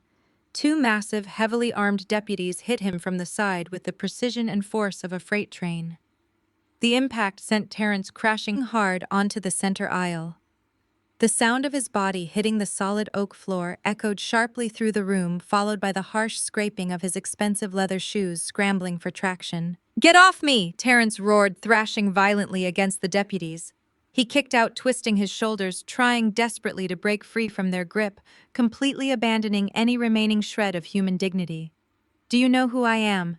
Get your hands off me right now." The deputies were absolute professionals. They did not engage with his screaming. They swiftly and forcefully pinned his arms behind his back, pressing his face directly into the polished wood floor. The sharp metallic click of heavy steel handcuffs ratcheting tightly around his wrists snapped through the air, signaling the absolute end of his freedom. Judge Harrison was standing fully upright, now his face dark with judicial wrath. He brought his heavy wooden gavel down on the sounding block. The crack was deafening, silencing the gasps and screams echoing from the gallery spectators who were watching a millionaire completely unravel. "Terrence Vance," the judge thundered, projecting his voice over Terrence's muffled, frantic yelling from the floor. "You are hereby held in direct contempt of court. You will be remanded to the custody of the Fulton County Sheriff Department immediately." "Let me go!" Terrence screamed, his voice cracking as the deputies hauled him roughly to his feet. The GQ facade was dead. His custom jacket was torn at the shoulder and stained with dust from the floor. His tie was pulled tight around his neck, nearly choking him. He strained against the handcuffs, his eyes wild. "I will ruin you, Jasmine, I swear to God." Judge Harrison struck the gavel a second time, pointing a stern finger at the deputies. "Remove him from my courtroom, now, and hold him without bail, pending a full psychological evaluation and federal transfer." The deputies dragged Terrence backward toward the heavy double doors at the rear of the courtroom. He fought them every single step of the way, his shoes slipping and scraping against the floor. He continued to scream my name, hurling threats and curses that rapidly degraded into unintelligible, frantic sobbing. Tanya was wailing uncontrollably in the gallery, realizing her own arrest was likely imminent. Malik and Lauren had already fled through the side exit, abandoning Terrence completely to save themselves from the incoming federal storm. The heavy courtroom doors slammed shut behind Terrence, abruptly cutting off his frantic screaming. The silence that rushed back into the room was profound, ringing with the absolute finality of his destruction. I sat at the plaintiff table, smoothing my hands over my ivory blazer. I looked at Valerie, who was calmly adjusting her legal pads, looking completely unbothered by the physical altercation that had just occurred mere feet away from her designer shoes. She turned to me, a slow, triumphant smile lifting the corners of her mouth. "Well," Valerie said quietly, "I believe that concludes the financial discovery portion of our hearing." I nodded, looking at the empty chair where my arrogant, abusive husband had sat just moments before. He had promised that I would never touch his money again. He was absolutely right, because as of today it was no longer his money, it was federal evidence. I had established a temporary command center in a high-rise suite overlooking the district. It was completely secure, devoid of anything Terrence could touch or claim. The morning after the hearing, my phone rang incessantly.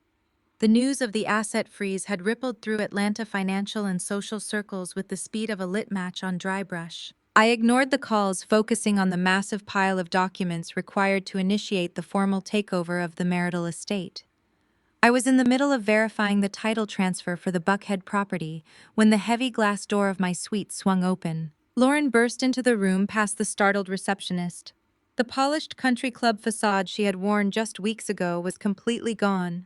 Her designer dress was wrinkled, her makeup smudged, and she looked like she had not slept in days. The smug superiority that had defined her every interaction with me had evaporated, replaced by a frantic, desperate energy. "Jasmine," she gasped, her voice shrill and trembling, "you have to help us. I looked up from my documents, resting my hands on the mahogany desk. I did not stand up. I did not offer her a seat. I simply stared at her, the silence stretching tight and uncomfortable between us. Please, Lauren pleaded, stepping closer to the desk, her hands clasped together in front of her.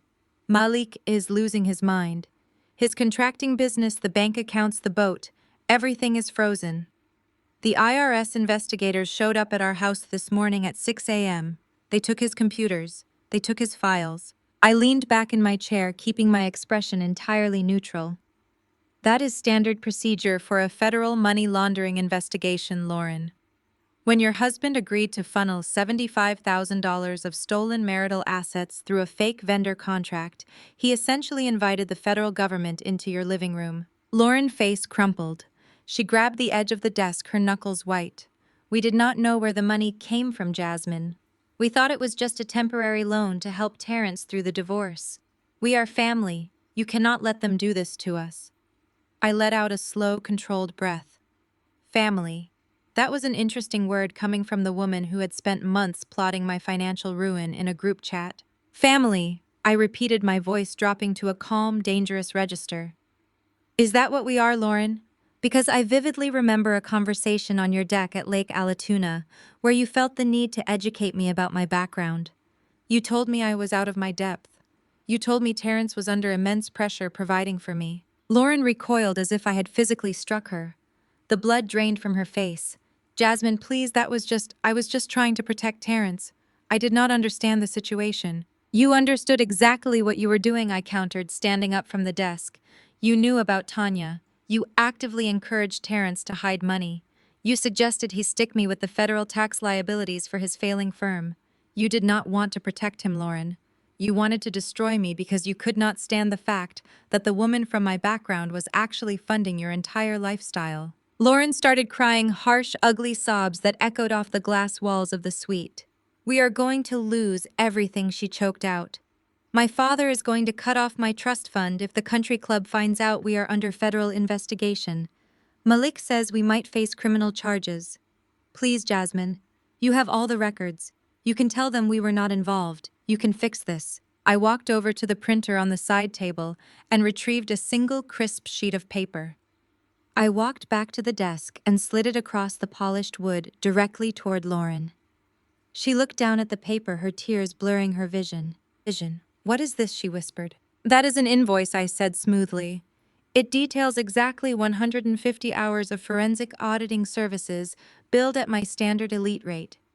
That is the time it took me to uncover the offshore accounts, the shell company, and the specific routing numbers your husband used to accept stolen funds. Lauren stared at the invoice, the numbers clearly failing to compute in her panicked brain. You came here asking for my help. I continued, my tone devoid of any empathy. I am a senior forensic auditor. I do not provide free services to individuals actively under federal investigation.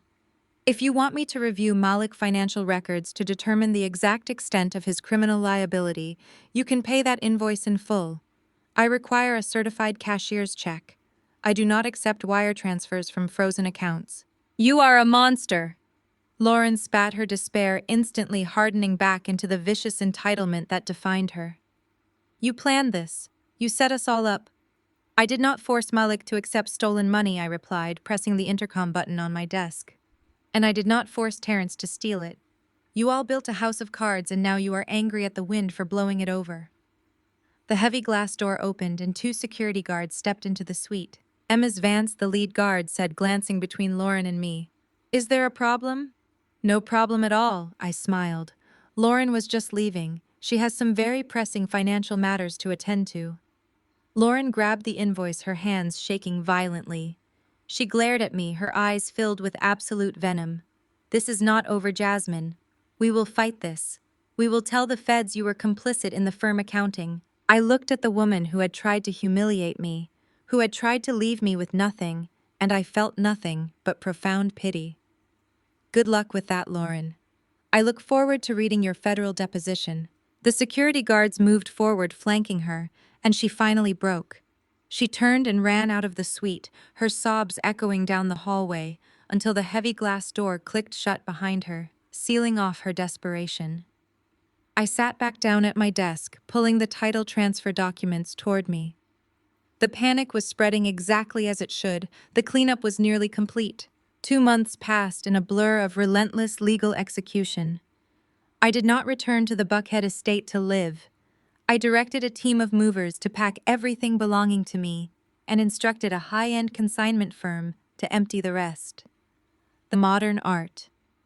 Terence had purchased to look cultured the imported Italian leather furniture, the massive mahogany dining table where he used to mock my career choices. It was all auctioned off. I watched the estate empty out from the security cameras, the house becoming a hollow shell matching the man who had bought it. The final divorce hearing was anticlimactic in its efficiency. Terence did not show up in a custom suit. He appeared on a video screen from a federal holding facility in downtown Atlanta. His hair was cropped short, the arrogant swagger, entirely stripped away, replaced by the dull, flat stare of a man who realized his life was over.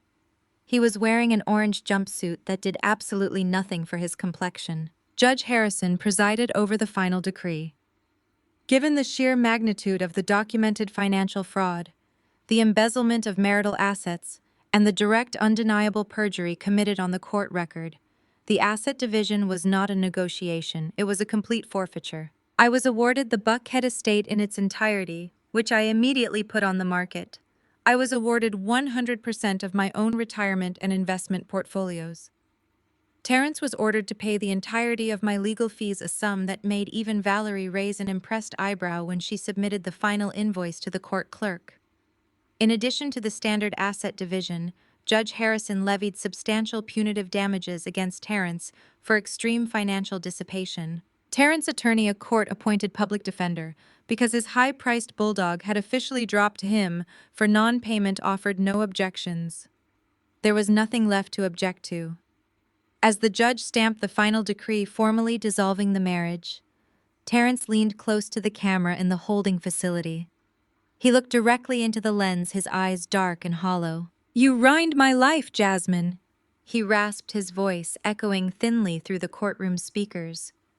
"You took everything from me." I looked up at the video screen. I did not smile. I did not gloat. I simply stated the absolute, undeniable truth. I did not take anything, Terence. I just stopped letting you steal from me. The video feed cut out. The screen went black. 7 years of marriage dissolved into digital static and federal indictments. I walked out of the courtroom with Valerie, the heavy, humid Atlanta air feeling lighter than it had in a decade. I had walked into that building months ago carrying the weight of a man's ego. I was leaving it carrying nothing but my own absolute power. I returned to my temporary corporate suite and began sorting through the final settlement documents. The financial transfer was swift. The banks, heavily motivated by the ongoing federal investigation, expedited the release of all frozen marital funds directly into my newly established, fiercely protected individual accounts. I was sitting at my desk finalizing the sale of the Buckhead estate when a notification popped up on my phone. It was an alert from a local Atlanta business news outlet. The headline read, "Former Apex managing partner expected to testify against accomplices in federal embezzlement probe." I clicked the link, scanning the article rapidly. Terence was trying to secure a plea deal. He was actively throwing everyone connected to his fraudulent empire under the federal bus in a desperate attempt to reduce his impending prison sentence. The article detailed how federal prosecutors were widening their net, subpoenaing records from secondary contracting firms and administrative consultants linked to Apex investment partners. How was turning on his brother. He was turning on Tanya. The man who demanded absolute loyalty from everyone around him was selling out his own blood to save his own skin.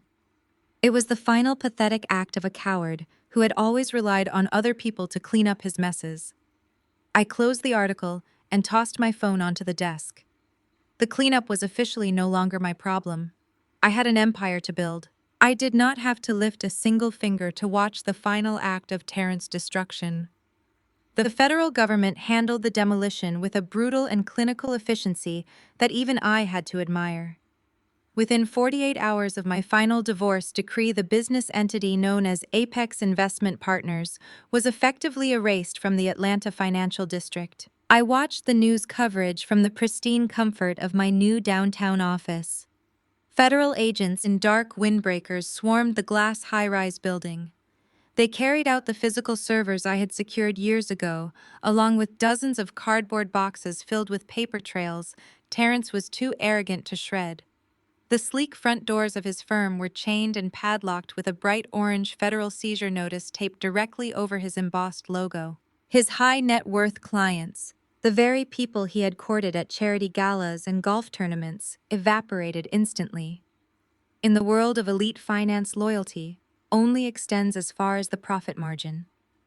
The moment the embezzlement probe was made public, the social excommunication was swift and absolute. The board of directors at his exclusive country club convened an emergency session. They did not just suspend Terrence and his brother Malik. They permanently revoked their memberships and banned them from the premises, scrubbing their names from the donor plaques as if they had never existed. The society photographers who had scrambled to capture Terrence on the red carpet now camped outside the federal courthouse, waiting to snap humiliating photos of him in handcuffs. Lauren and Malik faced their own complete annihilation. When the IRS traced the $75,000 of stolen marital assets to Malik real estate business, they froze his entire commercial portfolio. The construction sites for his new developments were shut down overnight. Lauren, realizing that her fake high society lifestyle was entirely funded by federal wire fraud, immediately packed her bags. She abandoned Malik and fled back to her parents' estate, demanding a quiet annulment to save her own family reputation.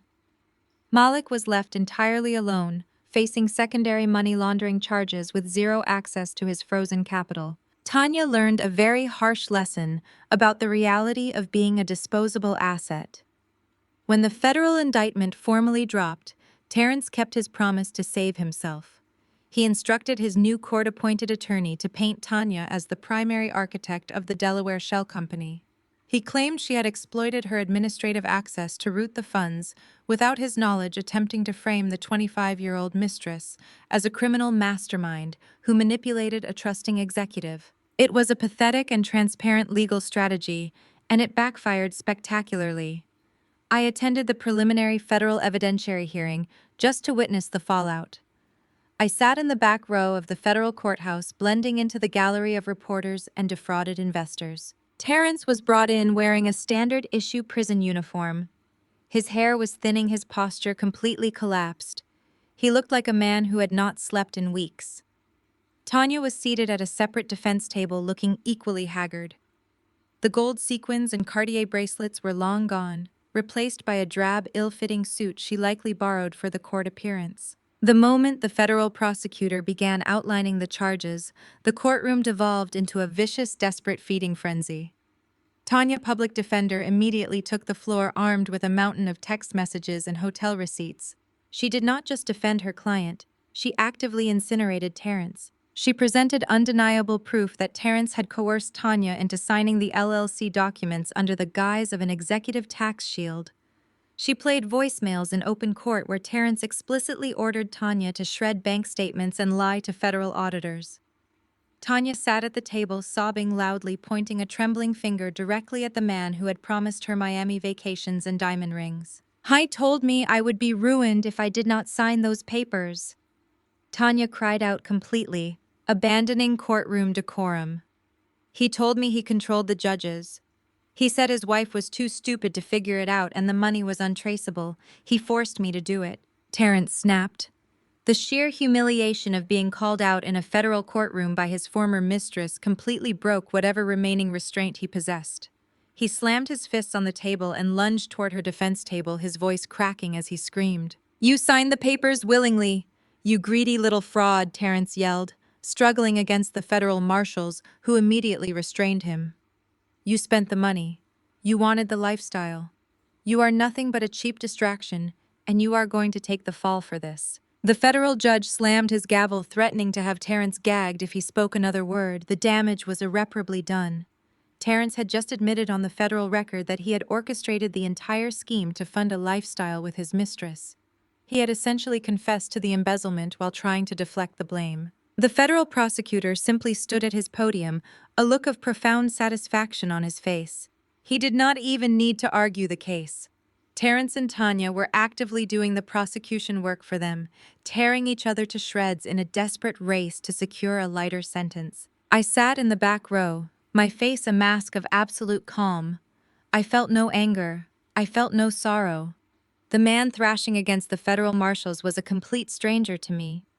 The illusion he had projected for 7 years was entirely gone, leaving behind nothing but a hollow, desperate shell. The hearing concluded with the judge denying bail for Terrence, citing him as a severe flight risk and a danger to the integrity of the ongoing investigation.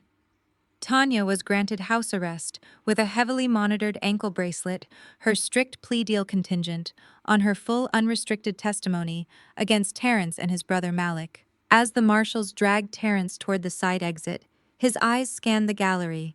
He was searching for a friendly face, a sympathetic investor, anyone who still believed in the myth of Terrence the financial titan. His gaze swept over the crowd and finally landed on me sitting quietly in the back row. He stopped resisting the marshals. He just stared at me. He looked at the tailored suit I was wearing. He looked at my steady, unbothered expression. He finally realized that he had spent his entire life trying to convince the world he was a king, completely ignoring the fact that he was married to the architect who built his castle. And when he disrespected the architect, she simply removed the foundation. I did not break eye contact. I gave him a slow, deliberate nod of acknowledgement, a silent confirmation that I had won. The heavy wooden doors of the courtroom closed behind him, sealing his fate. I stood up, smoothed my jacket, and walked out of the building into the bright, clear afternoon. The past was officially buried. 6 months after I walked out of that federal courthouse, the heavy, humid heat of the Atlanta summer had given way to a crisp, clear autumn evening. I stood in the center of a massive open-concept glass high-rise located in the absolute heart of Midtown. I looked up at the frosted double doors bearing the sleek modern logo of Crawford Forensic Analytics, my maiden name, my company, my empire. The punitive damages and the full legal settlement from the divorce had been more than enough to secure the entire top floor. But I did not lease the space. I bought it outright. Terrence had spent his life pretending to own the city, leasing luxury cars and taking out secret second mortgages to maintain the illusion of wealth. I paid in cash, cleared and verified by the very federal agents who had audited his destruction. Every square foot of this imported hardwood, every pane of acoustic glass, and every ergonomic desk belonged entirely to me. Tonight was our official launch party, and the atmosphere was electric. I refused to host the kind of stiff, pretentious country club gathering Terrence and Lauren always favored. There was no boring string quartet playing in the corner, and no one was serving flavorless, overpriced caviar. Instead, a phenomenal local jazz band filled the suite with rich, vibrant energy. The catering was impeccable, handled by a Black-owned luxury culinary group that actually knew how to season their food. The room buzzed with the sound of genuine laughter, clinking glasses, and high-level networking. I looked around the room and realized I had successfully excised every single ounce of toxicity from my life. The people standing in this room were my chosen family. There were no arrogant brothers-in-law demanding free legal advice. There were no in-laws dripping in fake pity and weaponized microaggressions. Julian, my newly appointed lead compliance officer, walked past with a plate of appetizers. He had been a junior analyst at Terrence's firm, one of the brilliant minds Terrence constantly overlooked and underpaid. When Apex Investment Partners collapsed, I did not just take Terrence's money. I recruited the absolute best talent from the fallout. I paid them above market rate, I gave them equity, and I treated them with respect. Julian raised his glass to me from across the room, a massive, genuine smile on his face. We were currently managing the forensic compliance for 3 Fortune 500 companies, and our waitlist was already 6 months long. Valerie appeared at my side, handing me a crystal flute of vintage champagne. She was wearing a stunning, structured sapphire suit that commanded the attention of everyone she walked past. She looked radiant, embodying the exact kind of ruthless, unapologetic success I had learned to embrace. I must say, Jasmine, Valerie purred, clinking her glass gently against mine. This office has a significantly better view than the Fulton County holding cells. I laughed, taking a slow sip of the crisp, cold champagne. Did the final sentencing come through this afternoon? 84 months in federal prison, Valerie said, her smile sharp and deeply satisfied. No possibility of early parole. He tried to offer up more names, but the prosecutors already had everything they needed from your hard drives. Tanya took a plea deal for 3 years of house arrest and 5 years of probation. Malik is officially bankrupt. His commercial assets were liquidated by the IRS, and he is permanently barred from holding a real estate license in the state of Georgia. And Lauren, I asked, feeling no malice, just a clinical curiosity. Valerie took a sip of her drink. She moved back into her parents' guest house in Savannah. She filed for divorce last Tuesday. Turns out she is not nearly as supportive of a husband from his background when the background involves federal money laundering. I absorbed the information quietly. There was no triumphant cheering in my heart, no lingering bitterness, and no joy in their destruction. There was only the profound clinical satisfaction of a perfectly balanced ledger. They had written checks with their arrogance that their reality simply could not cash. They had tried to bury me completely, forgetting that I was a seed. You did phenomenal work, Valerie, I said, turning to face her fully. I could not have executed this without you. You handed me the blueprint, Jasmine, she replied, her eyes warm with genuine respect. I just helped you build the house. Now go enjoy your party. You earned every single square inch of this. I excused myself from the main reception area, slipping away from the lively crowd. I walked down the quiet carpeted hallway toward my private corner office. I opened the heavy glass door and stepped inside, letting it click shut behind me, muting the jazz music to a soft, distant hum. The room was dark, illuminated only by the sprawling, glittering expanse of the Atlanta skyline shining through the floor-to-ceiling windows. I walked right up to the glass, looking out over the city lights that stretched for miles in every direction. I looked at my reflection in the window. I did not see a woman who needed to shrink herself to make an insecure man feel tall. I did not see a quiet, submissive wife operating in the shadows. I saw a woman who had meticulously dismantled a fraudulent kingdom and built an impenetrable fortress in its place. Terrence had once looked me in the eye and told me I was out of my depth. He told me he made me. He had fundamentally misunderstood the dynamic of our entire existence. He was just a fragile, hollow facade. I was the architect. I took one last sip of my champagne, standing perfectly still in the quiet sanctuary of my own making. I was completely unbothered, wildly successful, and entirely free. The most profound lesson from Jasmine's journey is that true strength lies in composure and strategy, not in loud emotional reactions. When faced with devastating betrayal and disrespect, it is easy to let anger dictate your next move. However, this story teaches us that calculated silence is often your greatest weapon. By refusing to shrink herself to protect fragile egos, Jasmine reclaimed her narrative. She didn't just walk away from a toxic environment. She meticulously dismantled the illusion of power that held her captive. Ultimately, your worth is never defined by those who underestimate you. It is defined by the empire you build for yourself. If you have ever had to remind someone of your true worth, drop A in the comments below and share your own story of reclaiming